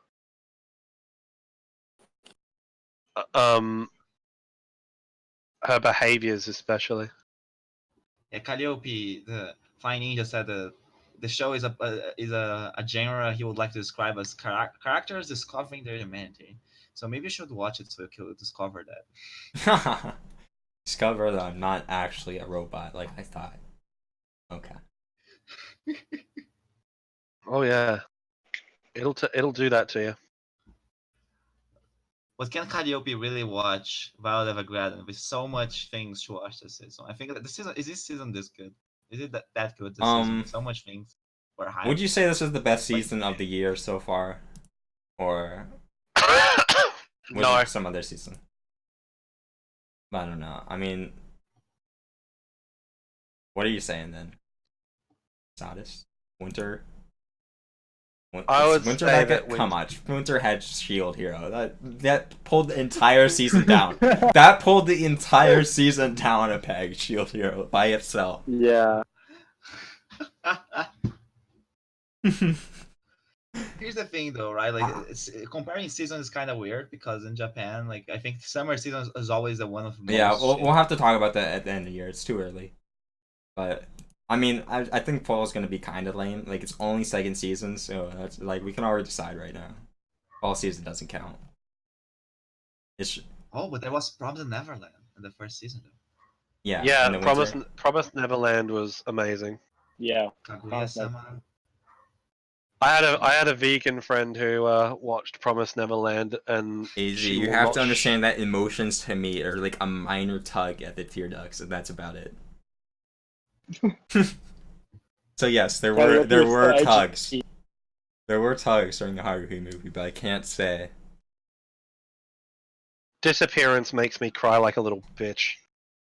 Every fucking time. Did you never cry while watching a show, Calliope? The ending of Battlestar Galactica because I felt bad. That was so bad. It was such a bad finale. I wasn't crying because it was sad. I was crying because like this sucked. and that's why I stopped watching live action. I was so disappointed in the Western adaptations of sci-fi movies. Western adaptation of sci-fi, god damn. Oh shit. Yeah, Carole Tuesday is the anime of the year, hands down. Really? Not on Attack on Titan? Oh yeah. But Attack on Titan, that's the third season. I don't know, man. Yeah, you're right. It was the most hype. But it's like Attack on Titan has been around for a while, so I don't feel like saying it was like. I really can't wait. I really can't wait for the Blu-rays of Attack on Titan to come out, and then we get to see the Levi versus the Beast Titan scene, because they ghosted some of the animation, which means that they make the screen darker so that people don't get epilepsy. And so I can't wait for us to see it in its full glory, you know. Yeah, that's how I feel. When you watch like Attack on Titan or Fate, it's literally just a black screen with the words epilepsy warning. Yeah. I don't know. I think Carole Tuesday can definitely best anime original, but Promise Neverland for me is probably the best show best first season I have ever seen in my life. I see what you're saying, but like Ember Reviews has pointed out though, anime isn't the best. The manga's better. Let's be real. Alright guys, hot take incoming. I can't think of a show I've enjoyed more this year. I know you're all just gonna be like, wait, what? I'm predicting. I'm predicting it. I'm taking back my prediction. I'm predicting Bunny Girl. Wait, was that this year? I don't even remember. Bunny Girl was last year. Okay. That would have been it though if it was this year. No, you're gonna be very shocked. Here, guys, I'm on the money. Don't let him know. Nah. What do you guys think it is? What do you think my favorite anime of this year is? Love is War. 100. Kaguya-sama, Love is War. I was right! Yes! I knew it! Yeah. I can predict Posadas' taste to a T. Because, again, I am obsessed over characters. I just love characters. That's the main reason I... Yeah. Okay, but did you read the manga of Posadas? No, I didn't. Spoilers for the manga, but which character do you enjoy the most in that show? My favorite character, ironically enough, actually is Kaguya herself. Just because of how scheming and sort of how in depth her plans are, and when they go wrong spectacularly. It's just a train wreck. I see. And her interrelation with Chika especially is fantastic. Yeah, so here's the thing, Chika. Chika is the dancing. Is the one who dances in the ending, right? Yeah. Even though that's not the main ending for some reason. I don't know why. It should be. So Chika just switches her personality in the manga for some reason. Like, Chika from the manga, like later on, she just becomes completely different. Uphold from the anime. Marxism, Leninism, Chikaism. Yes. Chica, like I made 2 videos about Chica. One of my videos, Oh, we're gonna What am I- watch them right now on stream. Comrade Chica Saves Anime, is hilarious. Yeah, but she changes so much. She becomes being a Conrad. She becomes this like evil being that everyone mocks in the later part of the manga. So if you like Chika, you will hate the manga because the manga just hates Chika for some reason. It's so sad. What, they make her a I've been bad asked person? too for that. Wait, they make been Chica a asking- bad person? Yeah, they make her a very passive aggressive, like a narcissist person then for some reason in the manga later on. Yeah, well, they won't do that in the anime, I don't think. She was so wholesome. She was a Conrad in arms, and now she's Yeah. She is a comrade. She still is a comrade. She will always be a comrade. She will lead us to victory. no, but now she's like the evil person who like just wants to profit of everyone's like goodwill and Lies and slander. I don't believe Wiki. I don't believe it. General Secretary Chica would never stoop so low. It's not like leaders of Marxist-Leninist movements have ever used it to profit off their own thing. No. Would never happen. That would never happen. Watch your mouth out. Colin! What?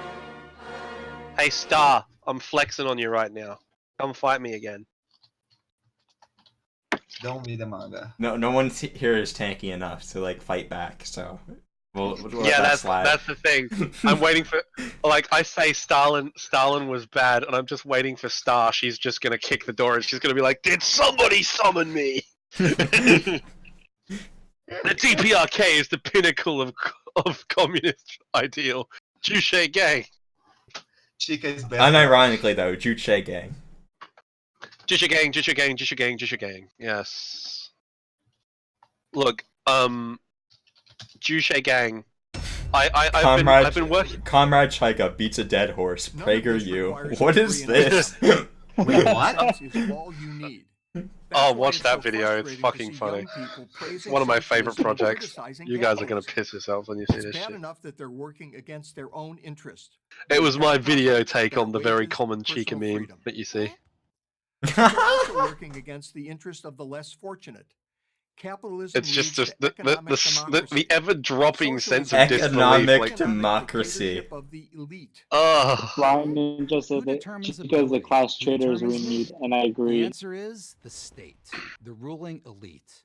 Under yeah, Marxism, well, Chica ruling is a class elite. trader. She's 100% a class trader. But you see, the thing is, she's from the bourgeoisie. Marxist dictators like Yeah. So Lenin she's now the and good, Pol she's Pot the good kind of really class did trader. get Marxism right. I like how they put Lenin and Pol Pot and Mao next to each other. I know, right? It's just like, what? Hold on a minute. From Europe in June 2016.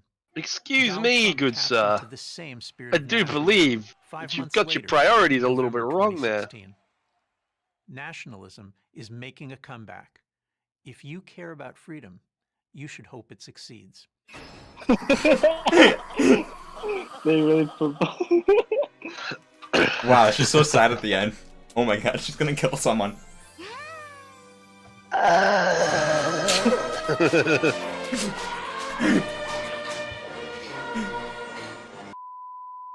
That was What is good. That was Prager good used meme. to dance on Donald Trump? They love Donald Trump. The Lord and Savior, the Messiah himself. Really? Probably. They don't think like I would think that they'd be like, oh, you know, it's objective. Like they're feeling objective. Like Donald Trump isn't the greatest, but he's not the worst. But it doesn't surprise me that they're all like. I don't know, don't care, but he's got a huge cult personality. That's obvious. Yeah. Like Prager is kind of funny. If like just one tidbit that's I think it's funny. Like they have a video explaining, I think, like, of something about Brazil, and there are two versions. There's a Brazilian version where they hired a Brazilian guy, kind of famous, to talk about it. But in the English Espinoza version, or whatever. oh, dude, I'm not sure. Maybe. And the other, and there's the English version with an English person, and the English version has many more views, and like, it's kind of like everyone likes it. And in the Brazilian version, like all the comments are, wait a minute, this is not what I learned in history. What? So the Brazilian preview didn't work out that well.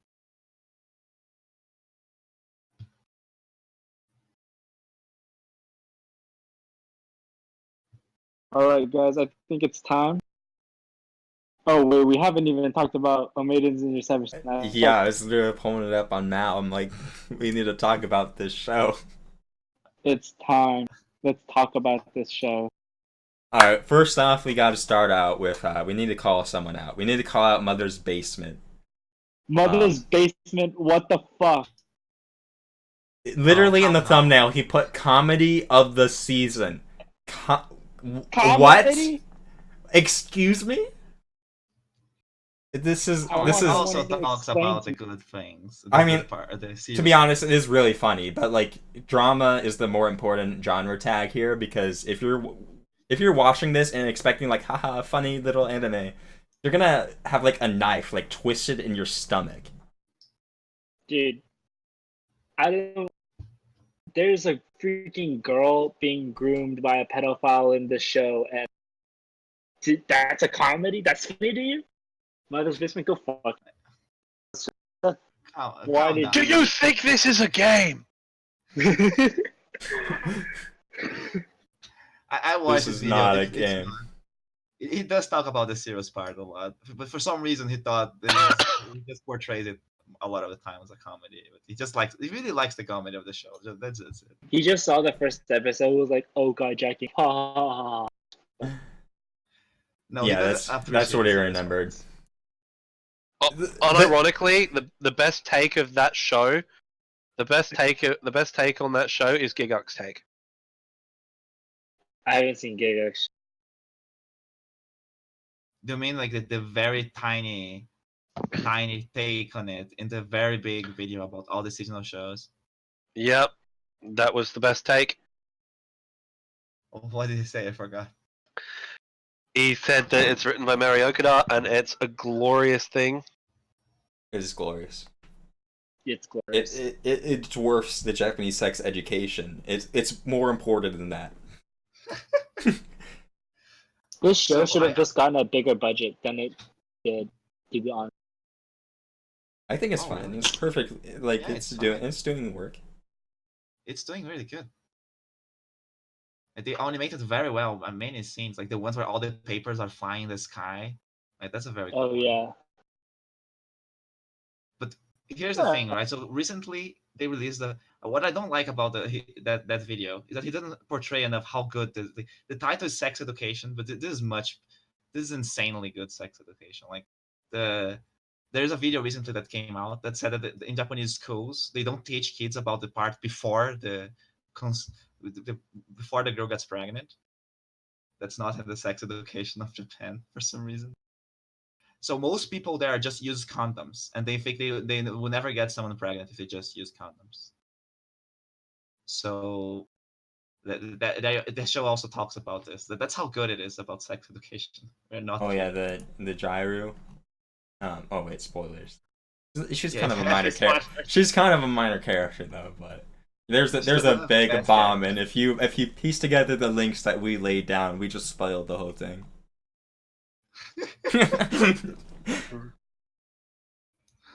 I really like the fact that she has like the most normal boyfriend out of all. That was funny. That was like the stereotype would have been his like some biker gang, and he was just like a normal dude. Or like a college student.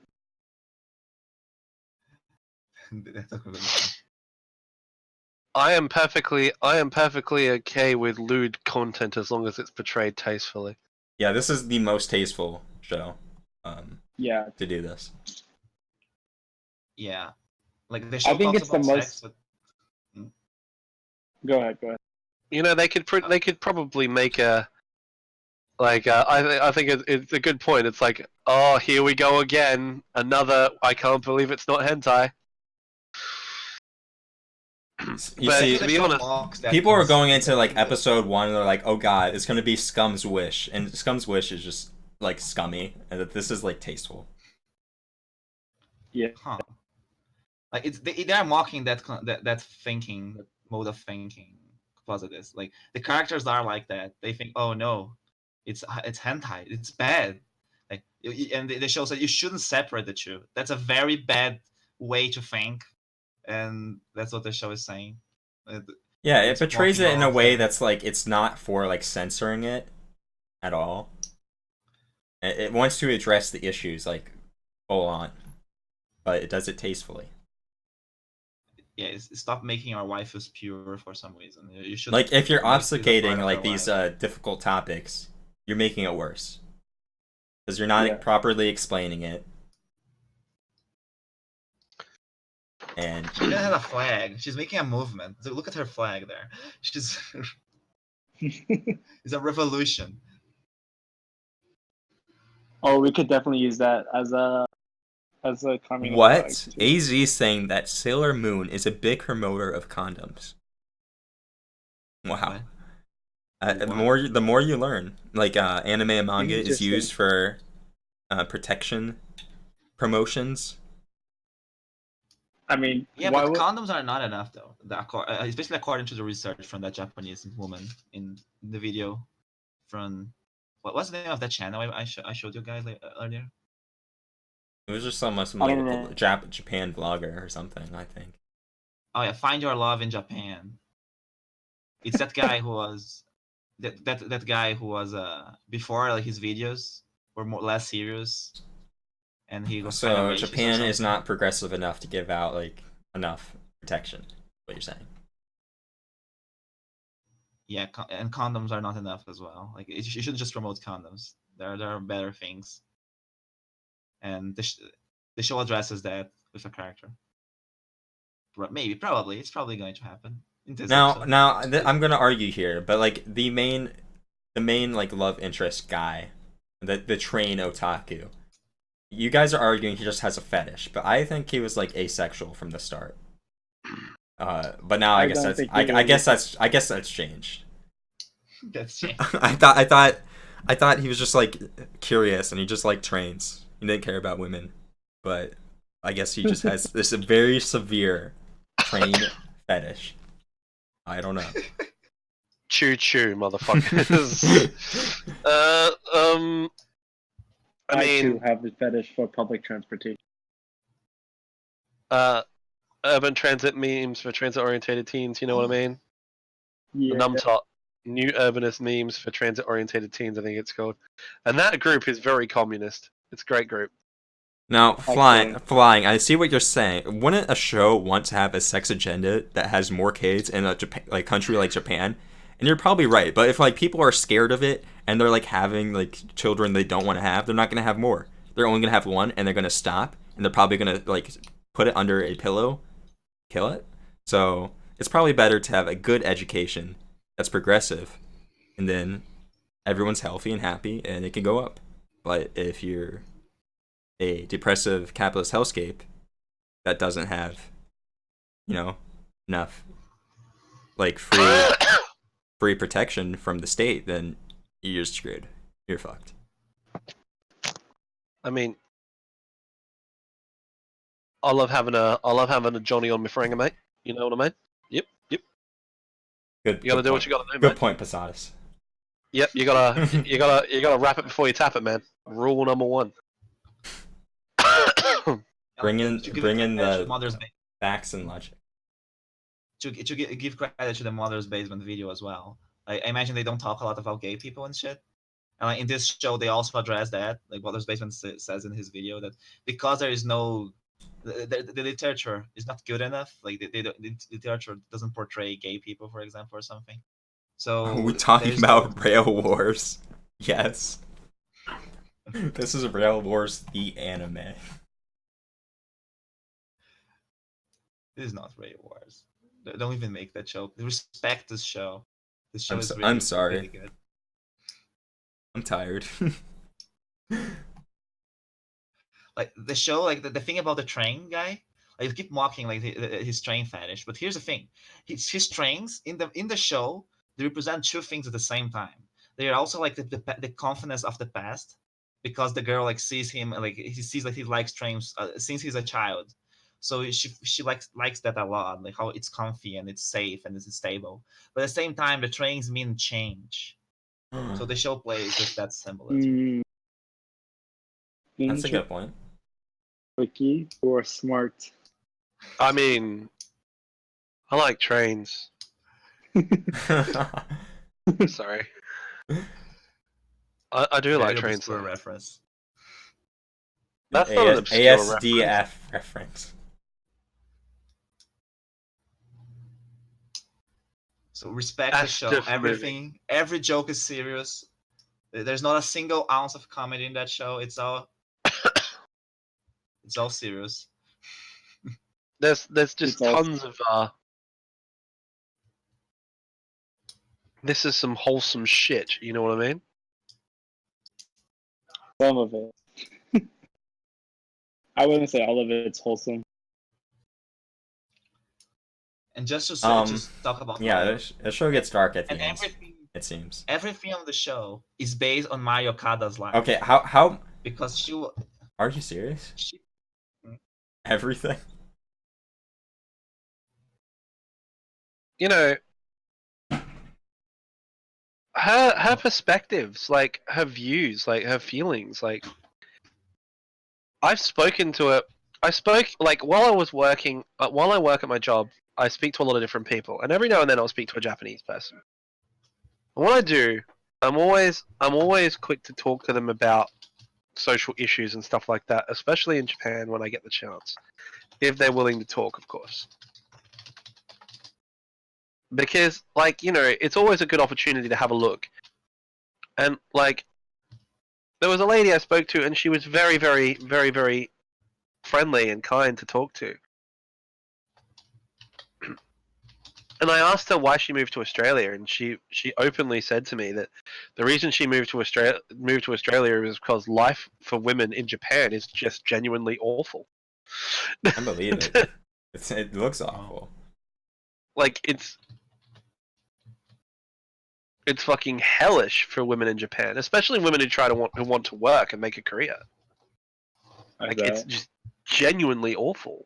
Like when radical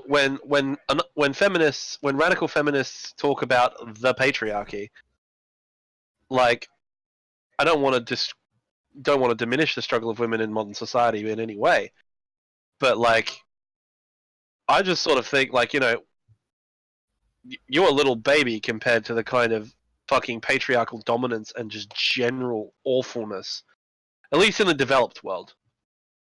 And like, and women don't get any support. Sex education for women is basically nil. So like, I think Mari Hoken is making a point. She is making a dramatic point that women are just not taught about sex in general in Japan at all. But that's one of the funny things about the show, though, is it's like girls. It's like saying like girls know about this too, and the boys are like, wait, what? They do? Yeah, they're just genuinely shocked. You want to talk about two countries that do have a higher standard of living for women? Let's talk about Cuba. Let's talk about China. Soviet Russia. No, I'm just kidding. Just like China has more people in national government than the United States, than South Korea, than Japan, than anyone else, and I think Iran is up there too. But China has a high percentage, and Cuba has high percentage as well. And I think number one was I think like Congo, I think maybe it was, but I don't remember. But Cuba was number 2. China was like 17, I think. It was above all these other countries. Like, that's all I'm saying. Socialist societies, generally speaking, or at least countries which posit socialist values, are always generally more more tolerant and more open and accepting of women in authority positions. Like, that's why the attack on Kyoto Animation is so tragic. Kyoto Animation has the strongest hiring and treatment record of any anime studio in absolutely. inclusion of women in their staff. They also pay their staff, which is something that a lot of animators don't do. A salary? What is that?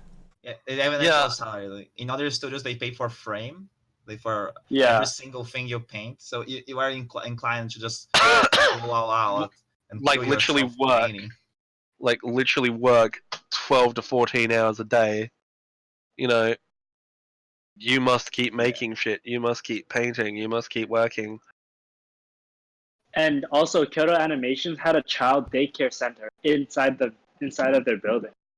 Yeah. So that people could just take their kids and just, In like, the or studio after that school, burned they down can just too. come. Like, imagine Yeah. how much more tragic it would have been if it was like, I don't know, it would have been awful. Children had died.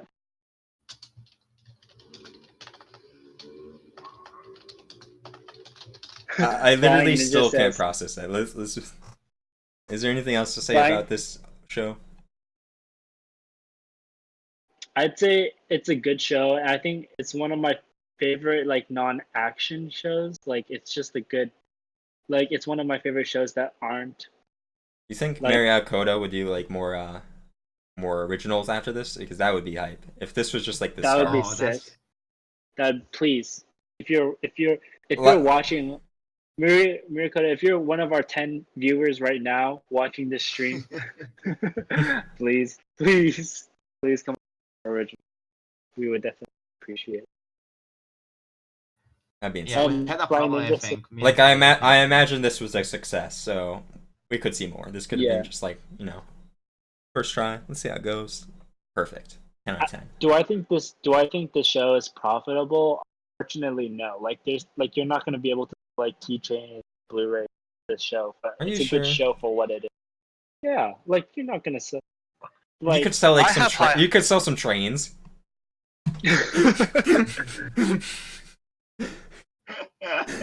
buy an entire railway from or something, Yeah. or train books. They'll sell train Yeah, books. man, but Mario Kart is like really like fame. Everyone likes her in the manga. It's pretty same. Like she rose to the top so quickly. She's like people seem to like her work a lot. Maybe it's going to sell because of her. And also, not to Maybe. mention, if you tap into the women fan base, that's profitable. That's a success. Along We'll with see. the male audience, I'm sure they If like it too. I'm just saying, if I'm on the 5-year central planning committee, I'm giving them another. I'm giving If you're in the 5-year Ano- plan, you're just like another- Okada, make another original. Yeah. Oh my god, I love the idea that we're gonna have a 5-year plan for anime. That'd be great. Dude, that'd be Of course Tell we me are. that would Of be sick. course we are. that would be, Kyoto Animation will be given like the title that the Mikoyan factory for aircraft had. Like you get like free reign for your experimentation and stuff. But state mandated Haruhi season 3. Don't even care. Don't even care. Oh god. State mandated. Oh god, this is why we're called authoritarian. State mandated season 3. Oh State no. mandated Haruhi season 3. State Oh mandated. yes, yes. A government of action to fight for working class people. Haruhi season 3. The working class needs it. It honestly we do. It is the one show in the whole world which really does deserve one. It's kind of insane they didn't have it. It's so insane. It was so big. So many people all around the world were watching that shit. And The Haruhi Disappearance is universally hailed as a masterpiece even by non-Haruhi fans. You know what I mean? So I don't know how it didn't get a season 3. It should get a season 3. It by all rights must have a season 3. But we're not going to get one. I think there is a reason, like because people don't want like anyone else besides KyoAni to do it. But I think like KyoAni doesn't just wants to make shows she has more property rights over, because the other ones, like, she doesn't get a lot of money from them, like something like that. I don't think KyoAni does adaptations that much anymore. I'm not sure. I heard there's a very good reason they didn't make a season 3. They did a different studio did the disappearance of Nagato Yuki-chan. See? Was So- it as bad? Like, is it as bad as people say it is? No, Or the people it on wasn't. It was just okay, you know. But I didn't like the change in art style. Just because I'm a Haruhi fanatic. When we say fan, people say fan or like I like it, it's okay. But I am talking in the literal sense of the original. I'm talking in the original meaning of that term. I am a Haruhi fanatic, and so, like, you know, I don't know whether or not Haruhi season 3 would work if it was done by someone else. Yeah, I'm just not sure. I think John Loki says unpopular I think opinion it's here, but it's just Kyoto- not gonna happen. Ever. Oh no, it's not gonna happen. John Loki says unpopular opinion here, but Kyoto Animations kind of lacks in genre. I would agree. Yeah, I mean they don't make action. I thought they Wait, did what a good about job. Full Metal Panic? Didn't they make that?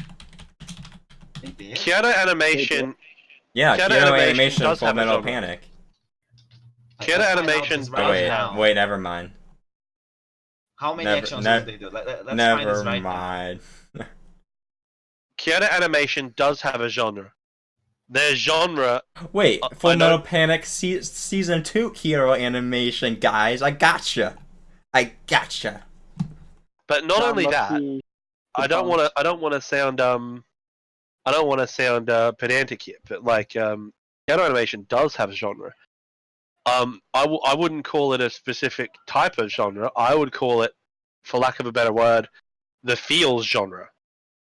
If that makes sense. Like, they make emotional shows. They make heartfelt shows. Like, think about I the shows agree. they've done. Violet Evergarden, Hibeke Euphonium, Kobayashi's Dragon Maid, Haruhi. They've done K-On! Forget KO. And, oh my They god, the made show that the makes me... silent voice movie. Oh my god. Yes, they made a silent voice. What about this one? It's like if any source material has feelings, they're like, that's mine. And they snatch it up. Yeah. And the reason that it works is because Kyoto Animation, like, they just put love into their shows. They just genuinely do. Like, Okay, I I will have... stop you on your rant about feels now. You need to action shows can have feels as well. You were just you were making a very crude analysis here. Come on. No, but they did the Full Metal Panic thing. That has feels, right? I don't know. You I have know, no idea. Though I will, if I could describe KyoAni in one word, it would be delicate. Like they're always very delicate with what. Like, look at right there. Fucking Nichijou. Like, the funniest show I've ever watched in my life. Just... Yeah. I agree though, it's delicate. Even Nishijo, which is it's deadpan humor, it's also delicate in a way. I agree, it's a good word for KyoAni. I think my favorites are going to be Chinubio, Lucky Star, and Haruhi. Those are my top 3. My top 3 is Violet Evergarden, Nichijou, and KyoAni. Violet Evergarden, Haruhi, and Lucky Star. That's a good one. Lucky Star, a particular episode, because of my personal life, a particular episode of Lucky Star Hey, thanks, emotionally Soru. emotionally destroys me. Fucking Kanata, like, and you know, Konata and her dad, and oh no. I haven't seen Clanad yet, because I don't want to subject myself to that kind of torture, because I know I'm going to cry like an absolute little bitch when I watch Clanad. My next Kyoto Animation watch is going to be Hibeke Euphonium, I think. Oh wait, I have to change mine. My top three is. I'll go top. Number one, Violet Evergarden. 2 is A Silent Voice. 3 is Kobayashi Dragon Maid. 4 is Cat. Like Kobayashi, the cool thing about Kobayashi is, sort of you. Have you seen Violet Evergarden yet? Me? Have you seen Violet? Saw you in the chat says all the KyoAni stuff I've seen is just all right, and I'm like, have you seen Violet yet? Have you seen Violet Evergarden yet? Because if you haven't seen Violet Evergarden yet, you need to, because I think, my Haruhi bias aside, Violet Evergarden is what convinced me that KyoAni was the best anime studio in Japan. 100%. It was not Haruhi. Haruhi is my favorite show of all time, and I love it to pieces. But how can you be like just all right? Violet Evergarden is like literally, it's just it's a masterpiece. Like it's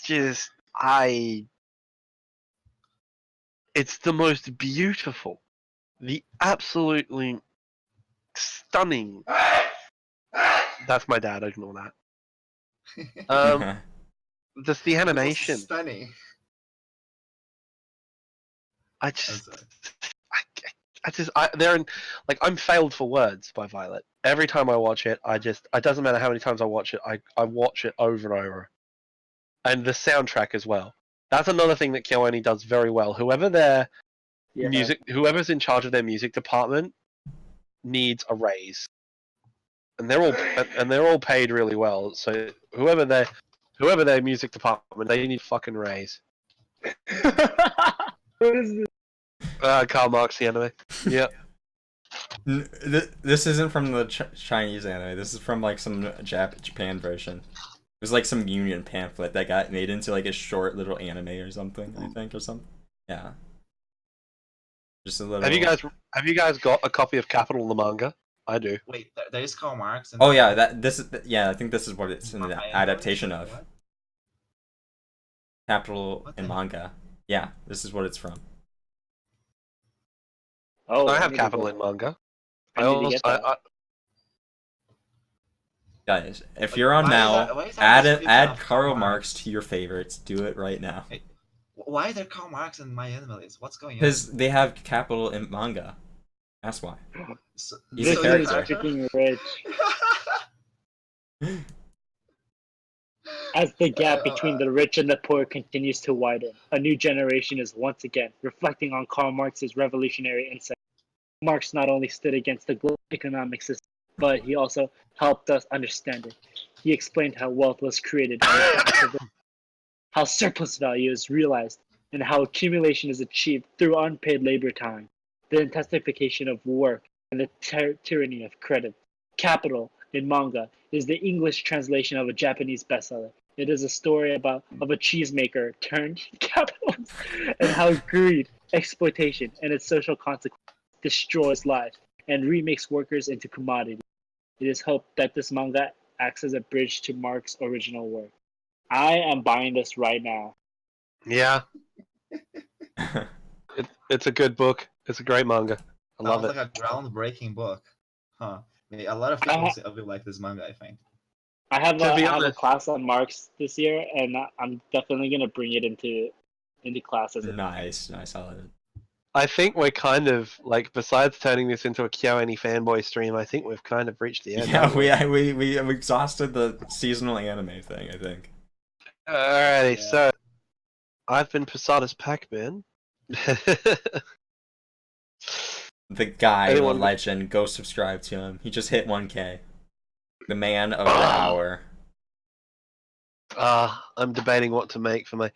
Like, I haven't done an anime opening in a while. One idea I had was doing different eras of the Soviet Union to JoJo opening, which I've thought about doing. Oh, okay. Because the reason why is because I found a guy who does JoJo covers in Russian, and I thought that would be kind of funny. His name's Jackie O. Look him up, Jackie O, and he does JoJo covers in Russian, and it's great. But yeah, that's pretty it, fellas. I guess I'm out. I'm gonna rejoin with the fam. Been good talking with y'all. All right, see ya later. It was a pleasure. See ya, boys. This has been Blue. You can follow me on Twitter at Chotaro. Calliope still hasn't followed me back yet. Oh wait, oh god, that's because I only use the Shonen Ronin Twitter at this point. No, it's cool. You can follow me at Chotaro. I'll post it in. Yeah, I posted in the chat for us here. There we go. And I don't really make content other than editing Shonen Ronin's videos, and I also write for Shonen Ronin. So, if anyone plays Smash, play me. We'll make an arena. Let's get it going. All right, I'm headed now, boys. All right, see ya. I'm Wikijipo. I've edited some scripts. I'm just a really Also, big fan of caption our some Promised videos. Neverland into Portuguese. Huge help. Oh yeah. I'm very surprised how international our Shonen Ronin community is. Does anyone in the chat need a Discord invite? Because I can share that. Yeah, we have a Discord server. Let me go get that for you. Problem Neverland is in Portuguese. If you want. You know any people from Brazil or who speak Portuguese, you can share the Promised Neverland video with them.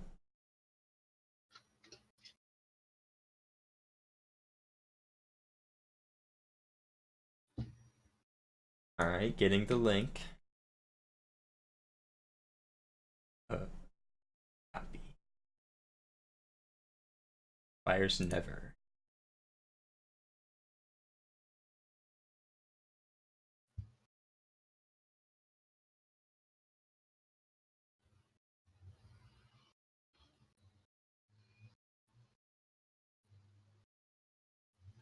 Here is the Discord invite.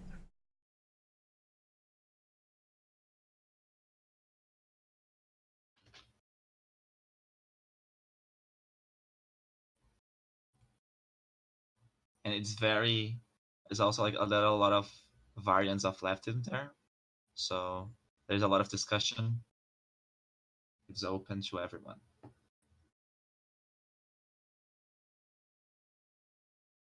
Alright, cool. So, everyone else, have a good night. It's very glad to have you here, and we'll see you later in this Discord if you decide to join. Good night.